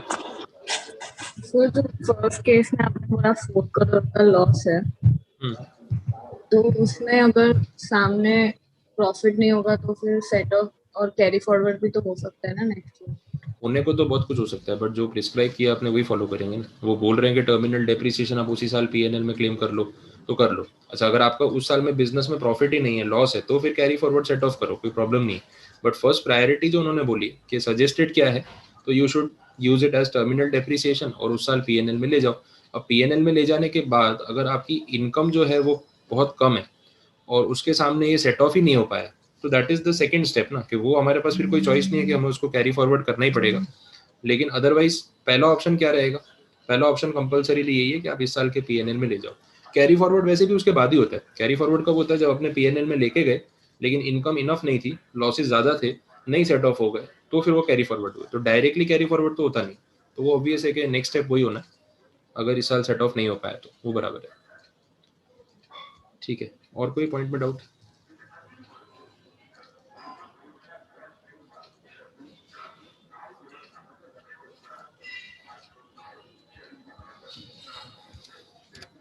अभी आपका 35 ABA और ABB ये पूरा वैसे कंप्लीट हो चुका है। MCQ में और कुछ अगर आया या कोई कंडीशन निकली तो देख लेंगे, बाकी कंसेप्चुअली मैंने आपको पूरा बता दिया। अब इसकी थियरी लैंग्वेज पे अगर आप नहीं भी जाओगे ना तो चलेगा, आपको सिर्फ सेक्शन का प्रैक्टिकल एप्लीकेशन पता होना चाहिए। और ये 3 टर्म्स, टर्मिनल डेप्री, बैलेंसिंग चार्ज और तीसरा कैपिटल गेन, ये कैसे आया ना, ये एग्जाम्पल अगर आपके ध्यान में रहेगा तो it is more than enough, कोई प्रॉब्लम नहीं है। इसमें एक और सिचुएशन है, अगर लाइसेंस हमने पूरा नहीं बेचा और लाइसेंस का एक पार्ट बेचा तो क्या होगा, लेकिन वो मैं आज के लेक्चर में नहीं बताऊंगा, कि ज़्यादा हैवी हो जाएगा। मैं आपको कल ये चीज़ वापस रिवाइज करा के एक बार नया एग्जाम्पल फ्रेम कर दूंगा, तो वापस टैली कर लेंगे। इसलिए वो तो चलो अपनी जगह है, कल एक बार वापस इस पर बात होगी। बट अपने आगे के कुछ सेक्शन है वो देख सकते हैं जो इन्फॉर्मेटिव है, अब इतना टेक्निकली हैवी सेक्शंस नहीं। ये आ रहा है 35 AD, एक सेक्शन ये है, दिखने में बहुत बड़ा है लेकिन पॉइंट कुछ है ही नहीं उसके अंदर। 35 AD में बेसिकली उन्होंने ये बोला, कुछ ऐसे बिजनेस हैं जो अगर आप जिनमें इन्वेस्ट करते हो या उस बिजनेस को स्टार्ट करते हो तो आपको एक बेनिफिट दे रही है गवर्नमेंट। उन्होंने बोला कि सेक्शन 35 AD में होने की वजह से आपको ये ऑप्शन मिलेगा कि आप कैपिटल एक्सपेंडिचर जितना भी करोगे उस बिजनेस को शुरू करने के लिए, वो सारा कैपिटल एक्सपेंडिचर आप पहले ही साल में क्लेम कर सकते हो as depreciation. Means 100% depreciation in the first year itself. ये बेनिफिट आपको देता है 35 AD। एंड स्टार्टिंग में लिखा है N assessee shall if he opts, ये पहले नहीं था, फाइनेंस एक्ट 2020 में आया है। इफ ही ऑप्ट्स का मतलब ये है कि 35 AD सेक्शन अब ऑप्शनल हो गया है। लास्ट एग्जाम तक ये कंपलसरी था। 35 AD में पिछले साल तक जो भी कवर हो रहे थे उन असेसीज को कंपलसरीली ये सेक्शन फॉलो करना होता था, अब कर दिया इफ ही ऑप्ट्स, मतलब इट इज ऑप्शनल। अब असेसी को फॉलो करना है तो करे। अच्छा, अगर ये नहीं फॉलो करना है तो क्या करेगा फिर? तो नॉर्मल डेप्रिसिएशन 32, हर साल थोड़ा थोड़ा डेप्री क्लेम कर लेना, सेट ऑफ कर लेना। तो अब बिजनेस करने वाले की मर्जी है कि उसको एक साथ 100% डेप्री चाहिए या उसको थोड़ा थोड़ा क्लेम करना है जैसे नॉर्मली हर कोई करता है।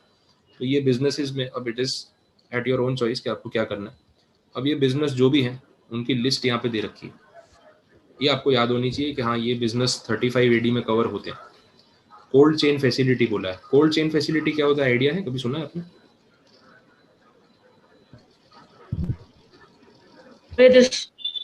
सप्लाई चेन में। हाँ, सप्लाई चेन में क्या?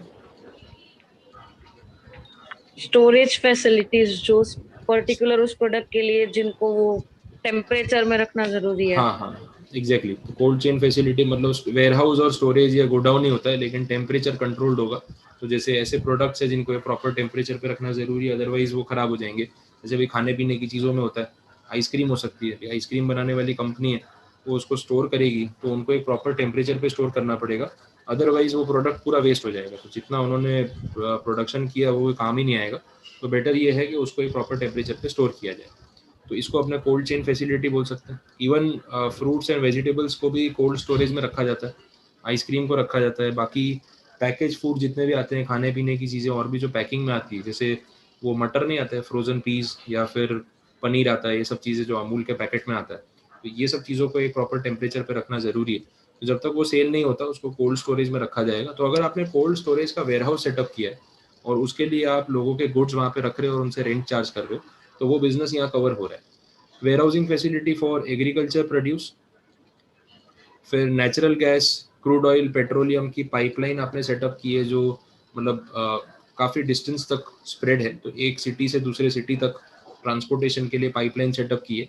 ये आपने बहुत बार देखा होगा, अगर कभी ट्रेन से ट्रैवल कर रहे हो ना तो ट्रेन के साथ साथ एक पूरी पाइपलाइन ही सेटअप की होती है, थोड़ी डिस्टेंस पे होती है, लेकिन जो ट्रेन का रूट है ना उसी रूट पे ऐसे काफ़ी थिक पाइप उन्होंने सेटअप की होती है मेटल की। तो वो पाइपलाइन वो लोग यूज़ करते हैं for transportation of these natural gas, crude oil, petroleum, ये सब के लिए। तो ऐसी पाइपलाइन सेटअप करना भी इसके अंदर कवर होगा। 2 स्टार होटल और above anywhere in India, hospital with 100+ beds anywhere in India. अभी तो इसकी बहुत डिमांड है, 100 भी बहुत छोटा अमाउंट है आज की डेट में। हाउसिंग प्रोजेक्ट्स की बात हो रही है, स्लम रीडेवलपमेंट, अफोर्डेबल हाउसेस, ये आवास योजना नहीं आती, प्रधानमंत्री मुख्यमंत्री आवास योजना, एकदम रीजनेबल अमाउंट पे अफोर्डेबल हाउसिंग, उसको डेवलप करने के लिए आपकी कंपनी कंस्ट्रक्शन का काम कर रही है, स्लम एरिया को हटा के पक्के मकान बना के दे रही है, वो पॉइंट्स भी यहाँ पे कवर होंगे। फर्टिलाइजर प्रोडक्शन का आप प्लांट सेटअप कर रहे हो, ये पढ़ा है आपने, inland container depot, custom freight, container freight station, customs में उनके गोडाउन, वो सेटअप कर रहे हो आप। नेक्स्ट बिजनेस देख लो, थोड़ा खतरनाक है, बी कीपिंग का बिजनेस है, वो करना, वो भी यहाँ पे कवर किया 35 AD में। Next again warehousing facility specific for storage of sugar, specific बोला है। और बाकी स्लरी पाइपलाइन, स्लरी मतलब mixture of water and some other product impurities के साथ, जैसे आयरन और या कुछ हो सकता है, ज़मीन में से जब एक्सट्रैक्ट करते हैं तो आयरन के साथ इम्प्यूरिटीज भी होंगी, तो उसको आयरन ओर बोला जाएगा। तो उसको ट्रांसपोर्ट करने के लिए पाइपलाइन सिस्टम, वो भी यहाँ पे है। हाँ, नेक्स्ट पॉइंट जो अपने देख रहे हैं that is semiconductor wafer fabrication and manufacturing unit. तो ये सेमीकंडक्टर वेफर फैब्रिकेशन पहले तो खाने पीने की चीज़ों से रिलेटेड नहीं, ठीक है, वेफर वर्ड ध्यान में आ गया तो बालाजी की तरफ मत चले जाना। ये सेमीकंडक्टर वेफर की बात कर रहे हैं, मतलब जो इलेक्ट्रॉनिक डिवाइसेस अपने बनते हैं, जैसे आपका मोबाइल फ़ोन है या और कोई ऐसे डिवाइसेस है, उसके अंदर जो मदरबोर्ड जैसा जो होता है जिसके ऊपर सारे उन्होंने इक्विपमेंट्स एंड ऑल अटैच किए होते हैं, असेंबल किए होते हैं, तो उसको वो सेमीकंडक्टर वेफर बोला जाता है। तो उसको फैब्रिकेट करने के लिए जो आपने मैन्युफैक्चरिंग यूनिट अगर सेटअप किया उसको भी यहाँ पे इंक्लूड कर रहे हैं। और लास्ट पॉइंट में maintaining infrastructure facility in India, उसकी डिटेल्स उन्होंने रूल्स में दी होगी। इन शॉर्ट इंटेंशन ये है कि ये सारे बिजनेसेस में लोग ज़्यादा इन्वेस्ट करें और इसका सप्लाई बढ़े, ज़्यादा से ज़्यादा hospitals, hotel facilities, storage facility के लिए warehousing, cold chain. India में ये प्रॉब्लम काफ़ी साल से रहा है कि बहुत सारा जो एग्रीकल्चर प्रोड्यूस है वो वेस्ट हो जाता है जस्ट बिकॉज हमारे पास पुअर स्टोरेज फैसिलिटीज़ हैं और इनफ वेयर हाउसेज नहीं है कि जहाँ पे हम अनाज को स्टोर कर सके। मतलब ये जितने भी फार्मर्स हैं इनसे सरकार जो अनाज खरीदती है, सरकारी गोदाम जो है ना वो खुले पड़े हैं। बहुत बार मीडिया में पहले तो आता था, अब तो ये सब कवर ही नहीं होता, अब तो सिर्फ अच्छी अच्छी न्यूज़ आती है, लेकिन पहले तो ये सब चीज़ें भी गवर्नमेंट के अगेंस्ट मीडिया में आती थी कि भाई इतने सारे गोदाम में इतना अनाज पड़े पड़े खराब हो गया, बारिश हो गई अचानक से, सारा गेहूँ चावल ये सब खुले में पड़ा है और अब पानी लग चुका है, खराब हो चुका है, जानवर उसको खा रहे हैं, सड़ गया है, उनके खाने लायक भी नहीं रहा। तो कितने मेट्रिक टन अनाज हर साल इस वजह से वेस्ट होता है, आज भी होता होगा, लेकिन अब उस चीज़ को कवर नहीं करते। तो अगर वेयर हाउस फैसिलिटीज़ प्रॉपर होंगी तो इतना फूड वेस्टेज, वैसी शॉर्टेज है तो इतना फूड वेस्टेज बच जाएगा। तो ऐसे सब बिजनेसेस को वो लोग इसलिए टारगेट कर रहे हैं ताकि इनके डेवलप होने से इकोनॉमी को फायदा हो ऐसा। बट अब ऑप्शनल कर दिया है तो वो आपकी मर्जी, आपको 100% एक्सपेंडिचर क्लेम करना है करो, लेकिन जिसको क्लेम करना है वो इसमें सेटअप करके अपना पूरा फायदा उसका ले सकता है। इससे ज़्यादा और कोई टेक्निकल कंडीशन यहाँ पे नहीं है। ये क्लियर कर दिया कि अगर आप 35 AD में जा रहे हो तो फिर आप 32 में मत जाना। डेप्रीसिएशन, एडिशनल डेप्रीसिएशन, जब ऑलरेडी आपने डेप्रीसिएशन या 100% क्लेम कर ही लिया है, फिर आप बोलोगे वहाँ पे 32 में नॉर्मल डेप्रीसिएशन भी चाहिए, एडिशनल भी चाहिए, तो डबल बेनिफिट तो मिलने वाला नहीं है। तो ये क्लैरिफाई कर दिया। अब यही 35 AD अपन ने सेट ऑफ लॉसेज वाले में देखा था, कैरी फॉरवर्ड वाले में 73A वाला जो सेक्शन है वहाँ पे मैंने आपको बताया था कि 35 AD में कवर होने वाले बिजनेस का लॉस अगर किसी को होता है तो वो लॉस आगे जाके अगर कैरी फॉरवर्ड कर रहे हो तो सेट ऑफ 35 AD के बिजनेस से हुई इनकम के सामने ही होगा। तो अब वो पॉइंट आपको अच्छे से रिलेट हो जाएगा। और उसमें टाइम लिमिट जो है वो उन्होंने बताई थी, रिटर्न फाइल करना है या नहीं वो उन्होंने बताया था, तो ये सारी चीज़ें क्लैरिफाई हो चुकी थी।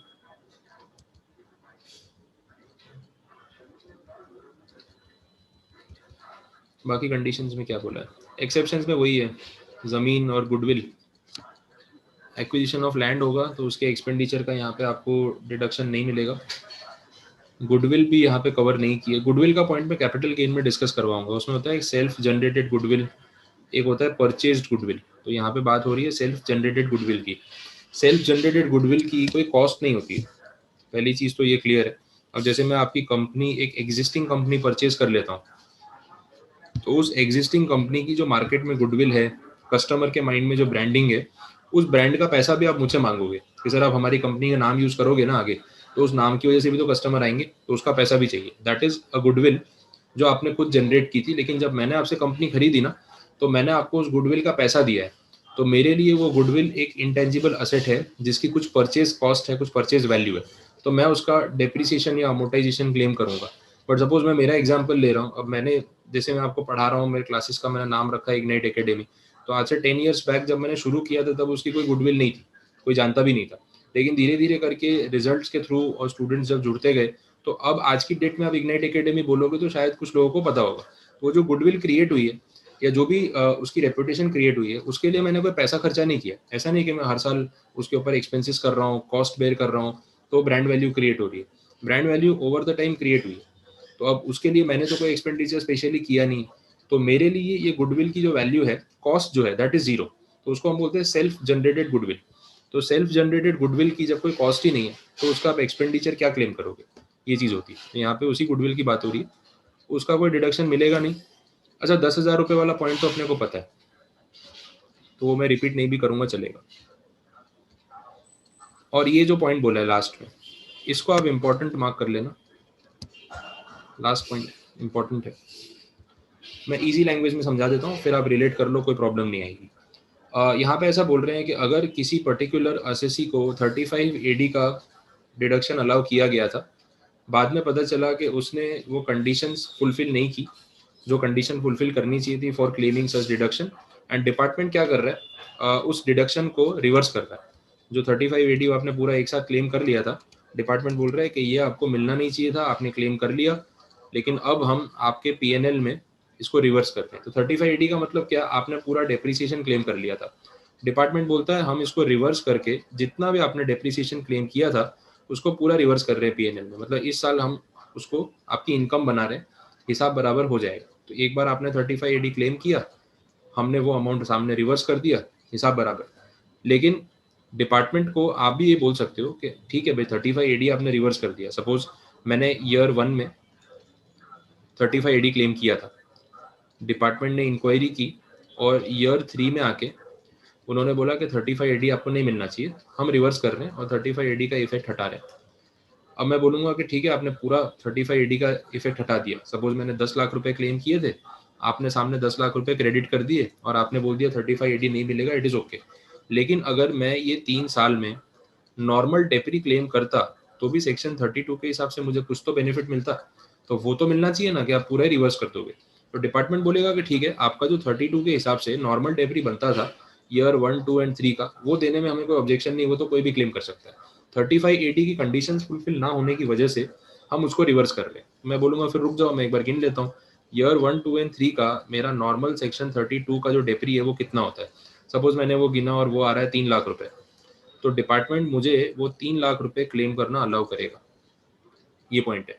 अल्टीमेटली ओवरऑल कहने का मतलब ये है कि अगर आपका 35 एडी रिवर्स होता है तो that reversal will be subject to section 32। तो एक काम करते हैं ना, अगर हम इसके बदले ऐसा कर देते कि भाई 10 लाख तो मैंने डिडक्शन पहले लिया था, रिवर्सल सिर्फ 7 लाख का कर दे तो चलेगा? इफेक्ट अल्टीमेटली वही है या अलग है? इफेक्ट सेम ही है ना। 10 लाख रुपए मैंने पहले डेबिट किया, उन्होंने 10 लाख क्रेडिट किया, फिर मैंने 3 लाख वापस क्लेम कर लिया, तो इफेक्टिवली नेट इफेक्ट क्या हुआ? 3 लाख रुपए डेबिट हुआ। यहाँ पे भी देख लो, मैंने अगर 3 लाख मतलब 10 लाख रुपीज़ का बेनिफिट लिया था और उन्होंने रिवर्सल अगर 7 लाख का किया, तो भी इफेक्टिवली जो डिफरेंस आया वो तो वही आया ना कि 3 लाख रुपए डेबिट हो गया। तो बात वही है। तो आप उसको कैसे भी समझो, ऊपर जो है वो ग्रॉस इफेक्ट है, 10 के सामने 10 रिवर्स हुआ, मैंने 32 क्लेम कर लिया, या फिर अब मैं नीचे नेट इफेक्ट लिख रहा हूँ तो भी कोई फर्क नहीं पड़ेगा, बात वही है। तो आपको यहाँ पे पॉइंट ध्यान ये रखना है कि बाई चांस अगर 35 एडी किसी भी रीजन की वजह से रिवर्स होता है, बिकॉज आपने कोई कंडीशंस फुलफिल नहीं की थी और उनको लगा कि 35 एडी का फायदा मिलना नहीं चाहिए था, तो दे कैन रिवर्स, बट उसके सामने आप इमीडिएटली सेक्शन 32 में आपको जितना नॉर्मल डेपरी मिलना चाहिए था उतना आप मांग सकते हो। उसमें वो फिर डिनाई नहीं कर सकते कि ये नहीं देंगे, वो तो कोई भी असेसी को मिलता है, उसमें कोई और कंडीशंस तो है नहीं। 32 की कंडीशंस होंगी बट 35 एडी बीच में नहीं आएगा ऐसा। अब इसकी लैंग्वेज पढ़ोगे तो कोई क्वेरी आएगी नहीं। तो आपका 35 एडी वाला सेक्शन कंप्लीट है। अब ये जो 35 CCA, ट्रिपल C, CCD, ये जो 3 सेक्शंस है, इसमें सिर्फ हेडिंग ध्यान रखनी है। उन्होंने बोला है कि ये पर्टिकुलर एक्सपेंसेस अगर आपने किए हैं तो उसका आपको सीधा सीधा 100% डिडक्शन मिल जाएगा उसी साल, उससे ज़्यादा कोई दिमाग लगाना नहीं। तो सीधा थियोरेटिकल 1 लाइनर MCQ अगर आ गया तो ये हो सकता है। अब CCA में क्या बोला है? Expenditure by way of payment to association and institutions for carrying out rural development programmes. सीधा सीधा पता चल रहा है रूरल डेवलपमेंट प्रोग्राम्स आपने किए हैं, उसके पीछे आपने कोई खर्चा किया है, ये एक्सपेंसेस या ये प्रोग्राम्स गवर्नमेंट के थ्रू नोटिफाइड थे, तो बोला जो इसमें खर्चा करेगा उसको डिडक्शन मिलेगा, कर सकते हो।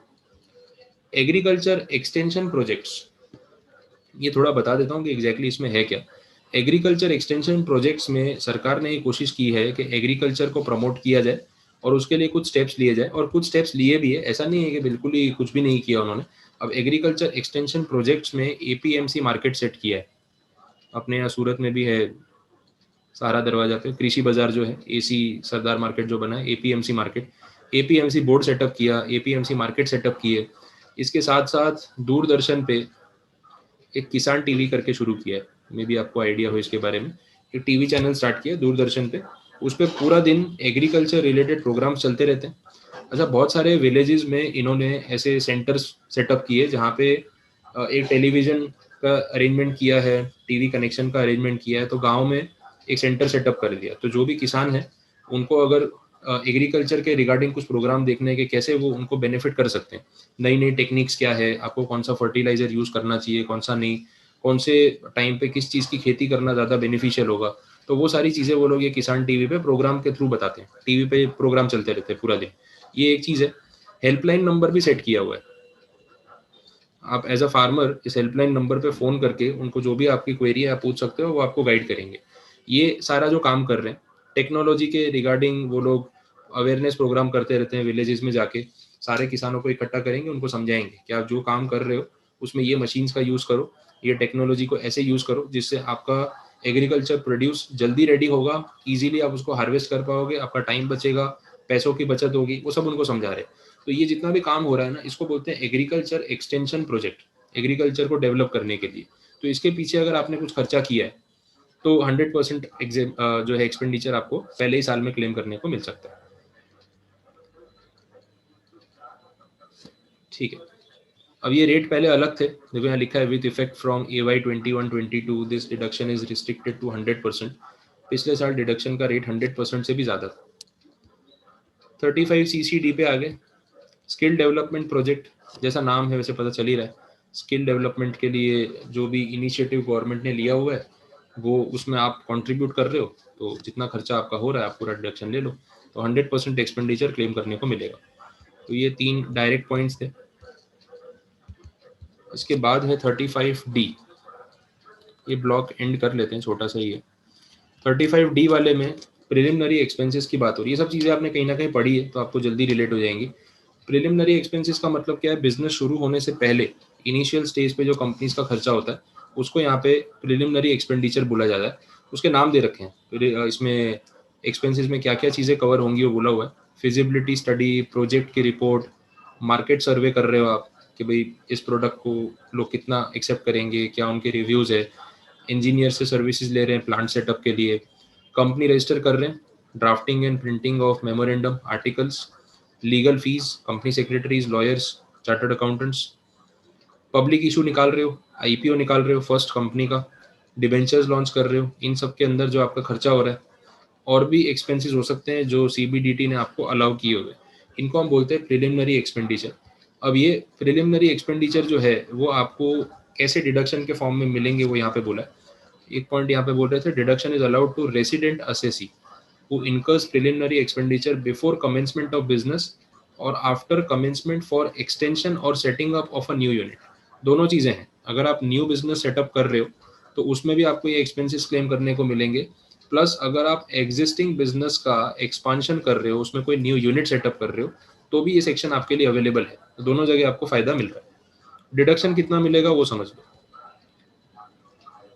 ये उसका कैलकुलेशन है। इस पे MCQ पीछे तो दे ही रखा है, एग्जाम में भी आने का पूरा चांस है, तो आप इसको यहाँ पे नोट करके रखना कि इसमें कैलकुलेटिव MCQ आपको पीछे मिलेगा।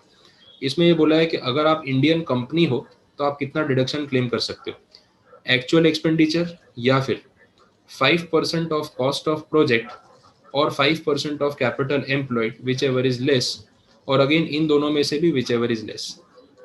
तो आपको क्या करना है, कैसे स्टेप अपने अप्लाई करेंगे, कॉस्ट ऑफ प्रोजेक्ट दिया होगा आपको क्वेश्चन में, कैपिटल एक्सपेंडिचर दिया होगा, दोनों में से जो भी लेस है उसको सिलेक्ट कर लो, उसका 5% कितना होता है वो गिन लो।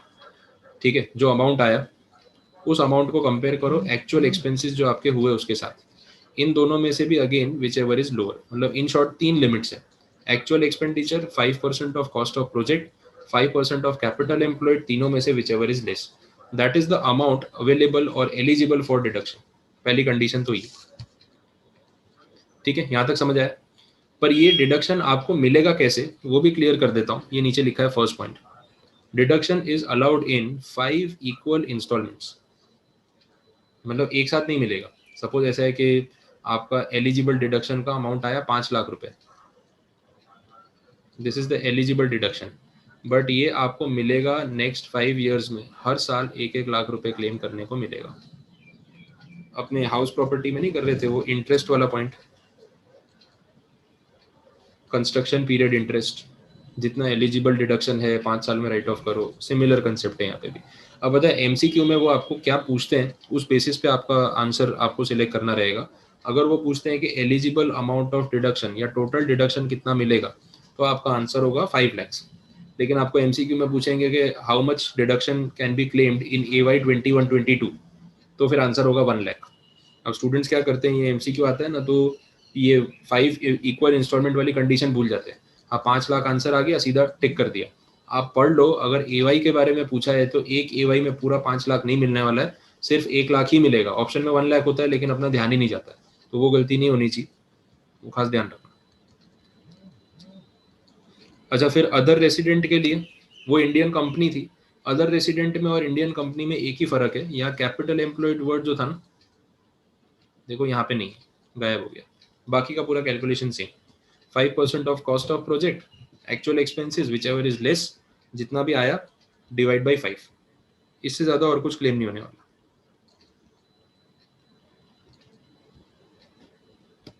ठीक है, क्लियर ये कंडीशन? और कुछ बोला है नीचे नोट्स में? सेकंड पॉइंट तो वही है जो अपन ने ऊपर डिस्कस किया, वो रिपीट हो रहा है। कैपिटल एम्प्लॉयड वर्ड का मीनिंग समझाया है, आइए आप टिक कर लेना, क्योंकि फिर अगर डायरेक्टली नहीं दिया कैपिटल एम्प्लॉयड और कुछ घुमा के दे दिया तो पता चलना चाहिए उसमें क्या लेना है। कैपिटल एम्प्लॉयड में उन्होंने बोला है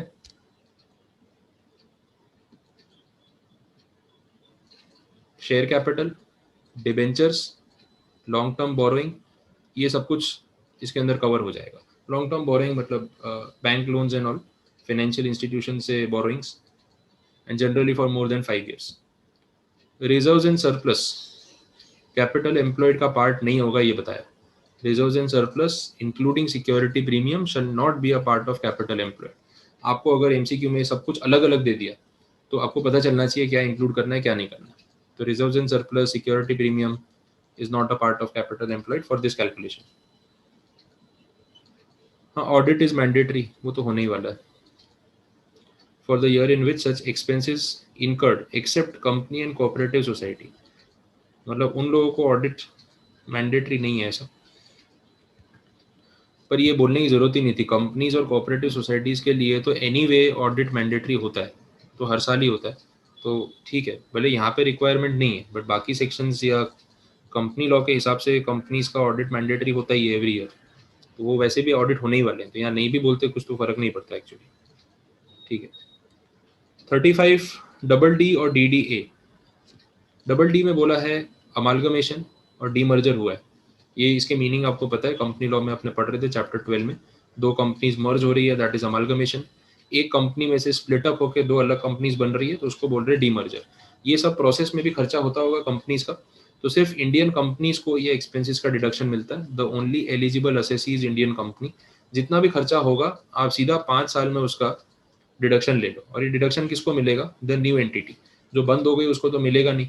ए और बी अमालगमेट होके सी लिमिटेड बन गई तो सी लिमिटेड क्लेम करेगी। डी मर्जर हो गया, ए लिमिटेड में से एक्स और वाई बन गई, तो वो दोनों प्रोपोर्शनेटली क्लेम कर लेंगे, ऐसे हो सकता है। तो बोला ही है जिसने इनकर किया है वो क्लेम करे।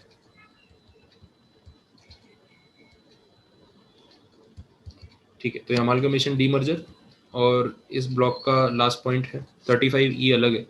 DDA में बोला है वॉल्यूंटरी रिटायरमेंट स्कीम, ये भी इजी सेक्शन है। वॉल्यूंटरी रिटायरमेंट स्कीम एग्जैक्टली क्या होता है? कभी आपने सुना है कुछ इसके बारे में? किसी को idea? VRS voluntary retirement scheme.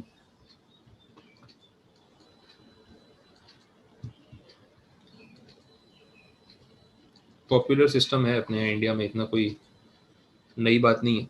अगर आपने कहीं वर्ड सुना हो VRS, ट्राई करो। सर सुना है पर पता नहीं क्या होता है। ओके, मतलब कहाँ पे सुना है, क्या होता है, थोड़ा बहुत भी, कुछ भी आइडिया नहीं, खाली वर्ड सुना है ऐसा?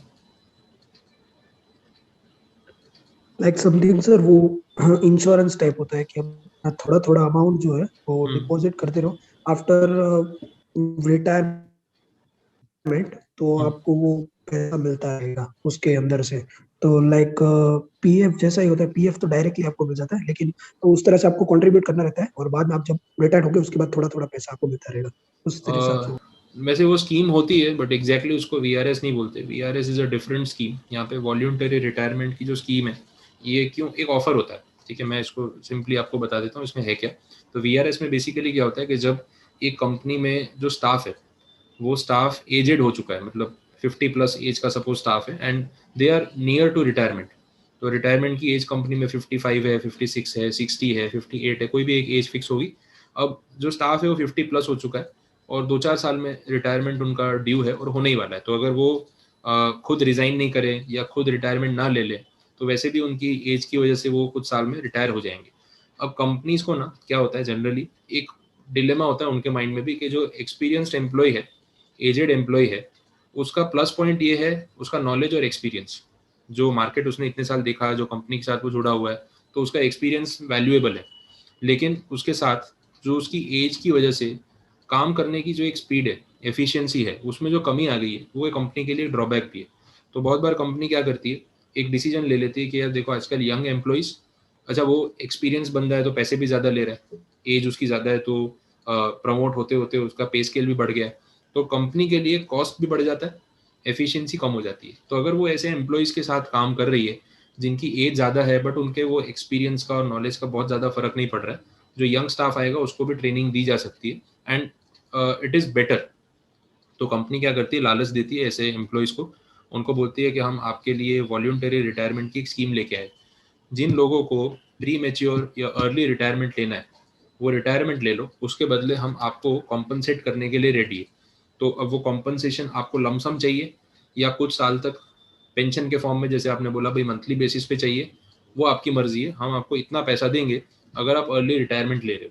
तो जितने साल जल्दी आप फ्री हो जाओगे, जितने साल आपके बचे थे, उस हिसाब से कैलकुलेशन होगा। भाई किसी के एज के हिसाब से 5 साल का और टर्म बाकी था, 5 साल वो और काम कर सकता है उसकी एज के हिसाब से, तो उसमें वो कितना कमा लेता, उसका एक हिस्सा आपको हम अभी लमसम दे देते हैं, आप प्री मैच्योर रिटायरमेंट ले लो।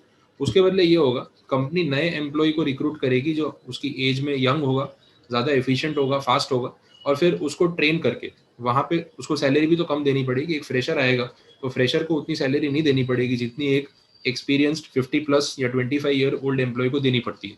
तो जितना आपको वीआरएस में कंपनी पैसा दे रही है कॉम्पनसेशन, उतना सेविंग्स वो यंग एम्प्लॉय को कम सैलरी देके वो वैसे भी कर लेने वाले हैं। तो कंपनी का कोई डबल लॉस नहीं है कि सर नए एम्प्लॉय को सैलरी भी देंगे और पुराने वाले को कॉम्पनसेशन भी, ऐसा नहीं होता है। एक्चुअली में वहाँ कॉस्ट बेनिफिट एनालिसिस करो, कंपनी का ओवरऑल फायदा है। पुराने एम्प्लॉय को हटा के नया एम्प्लॉय ज़्यादा एफिशिएंसी पे 20-25% फास्ट और ज़्यादा काम करता है, पैसे 40% कम लेता है, तो हमारा नुकसान कहाँ है? लॉन्ग टर्म में तो हम उसका रिकवरी कर ही लेंगे। तो ऐसे करके वो लोग वीआरएस की स्कीम निकालते हैं। अब पॉइंट ये है कि ये आपके ऑप्शन पे, अगर आप इसको क्लेम करना चाहो एज एन एम्प्लॉय तो कर लो। जितने लोगों ने या जितने भी एम्प्लॉयज़ ने स्कीम एक्सेप्ट कर ली, तो अब कंपनी को पैसा देना है। अब पॉइंट ये है कि कंपनी एक साल में जितना भी वीआरएस कॉम्पनसेशन या वीआरएस के नाम पे पैसा एम्प्लॉयज़ को बांटती है, उसका डिडक्शन कंपनी ले सकती है, क्योंकि उनके लिए तो बिजनेस एक्सपेंस है। बट डिडक्शन अगेन आपको एक साथ नहीं मिलता, डिडक्शन आपको मिलेगा 1/5 एवरी ईयर। अब ये स्टेप वाइज डिडक्शन हो जाएगा, वो वापस समझ लो जो मैं आपको आगे बता रहा था टेलीकॉम वाले में, कुछ वैसा ही है। लॉजिकल है, अगर एक बार वो लॉजिक क्लियर हो गया तो कभी ऐसा प्रॉब्लम आएगा नहीं। अब जैसे ईयर 1 में कंपनी ने वीआरएस के नाम पे टोटल 50 लाख रुपीस डिस्ट्रीब्यूट किए, तो इसका डिडक्शन उनको एक साथ तो मिलेगा नहीं, कैसे मिलेगा? डिवाइड बाई 5 करके। तो ईयर 2, 3, 4, 5, 6, 7 आगे तक ले लेता हूँ मैं। तो ये 50 लाख का जो डिडक्शन है वो उनको ऐसे मिलेगा, एवरी ईयर 10 लाख रुपीस। ये सेम अभी लाइसेंस वाले में भी मैंने आपको समझाया था। अब ईयर 2 में भी तो कुछ वीआरएस दिया होगा, ज़रूरी नहीं है कि एक ही साल में सारा दे दिया होगा। इस साल उन्होंने वीआरएस के नाम पे 40 लाख रुपीस डिस्ट्रीब्यूट किया। ये स्कीम तो रेगुलर आती रहती है, या पेमेंट टर्म्स वैसे हो कि एक साल में पूरा नहीं देना है, कुछ साल में थोड़ा थोड़ा करके हम देने वाले हैं। तो जितना एक्चुअल पे आउट होगा per year, that will be divided in next 5 years. ये आपके सामने क्लियर है। अब ये जो 40 लाख है ये अगले 5 साल में बटेगा, ऐसे समझो। तो ये 10 लाख रुपए तो पिछले साल का आ रहा है, ये समझ में आ रहा है। इस साल का कितना होगा? 8 लाख। तो टोटल डिडक्शन सेकेंड ईयर में 10 + 8, इसको अलग रखता हूँ, 10 + 8 18 हो जाएगा, और ये 8 अगले 5 साल तक चलेगा, 1, 2, 3, 4, और ये 6th ईयर में। अब ये 10 खत्म हो गया है, तो आप देखोगे तो डिडक्शन कितना मिलेगा? 18, यहाँ पे भी 18, यहाँ पे भी 18, बट यहाँ पे 8। क्लियर? स्टेप वाइज कैलकुलेशन कैसे होगा। अब थर्ड ईयर में भी आगे स्टोरी हो सकती थी, वो अमाउंट पे डिपेंड करता है ना कितना है। अब इसको वापस से अपने कुछ और अमाउंट ले लेते हैं, इस बार 45 लाख ले लेते हैं।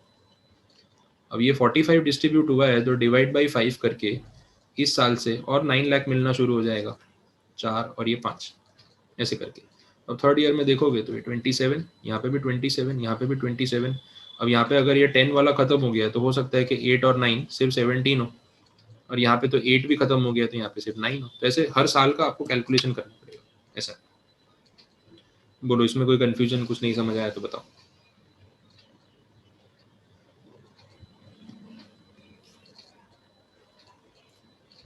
ठीक है, वीआरएस वाली स्कीम क्लियर है।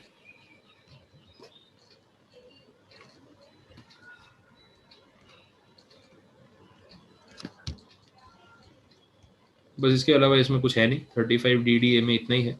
वो मेन कंप्यूटेशन ध्यान रखना था कि अगर ऐसा कुछ कैलकुलेशन वाला MCQ आ गया ना, आंसर रॉन्ग नहीं होना चाहिए। 35E अभी नहीं ले रहा हूँ मैं, आज का टॉपिक नहीं है वो, बस फिर आगे 36 स्टार्ट होगा, वो लेंदी सेक्शन है। आज के लिए अपना इतना ही तो हो गया है, काफ़ी है। कुछ पूछना है किसी को तो बोल दो, नहीं तो फिर मीटिंग एंड करते हैं।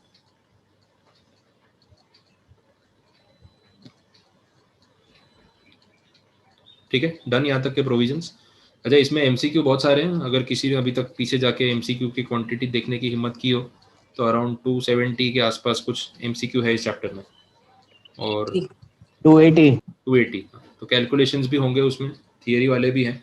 अब आपका टास्क यही है कि अगर आपने पिछले चैप्टर्स के एमसीक्यू मेरे साथ साथ कंप्लीट कर लिए हो और इस पे आप आ सकते हो तो इसको स्टार्ट कर दो। चैप्टर खत्म होने का वेट मत करो। सेक्शंस या जो एमसीक्यू है वो सेक्शंस के ऑर्डर में ही है। अभी तक मैंने आपको आधा चैप्टर तो करवा दिया है, तो आप स्टार्टिंग से शुरू करोगे ना, तो बीच में जो थियरी छोड़ी है अगर उसके कुछ एमसीक्यू है तो पता चल जाएगा, वो जाने देना। लेकिन बाकी के एमसीक्यू आप सॉल्व करना शुरू कर सकते हो, तो जितना हो सके साथ साथ में सॉल्व करते जाओ। चैप्टर खत्म होते होते अगर आपके मेजोरिटी एमसीक्यू एक बार सॉल्व हो गए होंगे तो अच्छा रहेगा। साथ में लेके बैठोगे तो बहुत टाइम लगेगा, तो आप स्टार्ट कर देना। और आज कौन सा दिन है, फ्राइडे है ना, संडे को मैं आपका डाउट सॉल्विंग रखूंगा आगे। इसके एमसीक्यूज का जो आगे के चैप्टर्स है, चैप्टर्स में एक बार देख लेता हूँ कौन कौन से हैं, वो मैं मैसेज कर दूंगा, लेकिन डाउट सॉल्विंग रहेगा। Clubbing, set of, undisclosed income, ये सब टॉपिक्स अपन ने अदर सोर्सेज के बाद पढ़े थे, और उसके मैंने आपको करेक्शन वाली कल फाइल भेज भी दी जो आप बोल रहे थे, तो वो भी उसमें से आप देख सकते हो। उसको देख के फिर आप सॉल्व करना। तो जिसमें उसमें जो मैंने ग्रीन में हाईलाइट किया है ना, वो सारे करेक्शंस मैंने किए। तो आपके पास जो हार्ड कॉपी है और जो पीडीएफ भेजी है, ग्रीन वाला जो कंटेंट है वो टैली कर लेना, वो चेंजेस है। तो आपको मैन्युअली चेंज करना है या प्रिंट कराना है, आप देख सकते हो। मैंने एक बार पूरा चैप्टर ही भेज दिया, एमसीक्यू वाले सारे ही भेज दिए, ताकि वो नंबरिंग में कोई गड़बड़ नहीं हो जाए बस। ठीक है, चलो आज की मीटिंग एंड कर रहे हैं यहाँ पे। हाँ बोलो। हाँ सर, हाँ बोलो। ये अपना 35 CCA ट्रिपल सी और CCD वाला जो पॉइंट है, उसके अंदर वो अपना स्किल डेवलपमेंट और एग्रीकल्चर एक्सपेंशन प्रोजेक्ट वाला, तो ऐसा भी तो हो सकता है ना, कोई प्राइवेट सेक्टर है अगर एनजीओ टाइप, तो वो भी ऐसा काम कर सकते हैं, तो उन लोग को जो पैसे कंट्रीब्यूट किए उसका तो 100% उन लोग को डिडक्शन मिलेगा। अभी खुद एक्सपेंडिचर नहीं किया, और इसमें इन्होंने ऐसा बोला है कि रूरल डेवलपमेंट फंड किसी जैसे आपने, एनजीओ को दे दिया। अब इसमें अगर वो एनजीओ सेंट्रल गवर्नमेंट से नोटिफाइड है इस पर्पस के लिए तो आपको डिडक्शन मिल जाएगा, अदरवाइज नहीं मिलेगा। बिकॉज वो लिखी ऐसे रहे कि any sum paid to rural development fund which is set up and notified by central government. तो इसमें प्राइवेट एनजीओ तो कहीं कवर होते हुए नहीं दिख रहे। उन्होंने बोला ऐसे डेवलपमेंट फंड्स जो या तो सेंट्रल गवर्नमेंट ने सेटअप किए हो, या फिर उन्होंने नोटिफाई, सेटअप एंड नोटिफाइड बोला, सेटअप और नोटिफाइड नहीं बोला, तो फिर वो गवर्नमेंट फंड ही हो गया। तो इन शॉर्ट प्राइवेट एनजीओ इसमें कवर होते हुए नजर नहीं आ रहे। और वो 10,000 वाला पॉइंट भी रहेगा ना कि इन कैश और चेक वाला? हाँ, वो तो हर जगह ही रहता है। वो 10,000 वाला जो पॉइंट है ना, वो तो पूरे चैप्टर पे एप्लीकेबल है, ऐसा समझ लो। ओके सर, ठीक है, बाकी सारे पॉइंट्स क्लियर। ओके, चलो फिर अभी मीटिंग एंड करते हैं। 12:10 हुई है ना, 15 मिनट के बाद अपने कनेक्ट करेंगे फॉर GIGA आर्बिट्रेशन। ठीक है।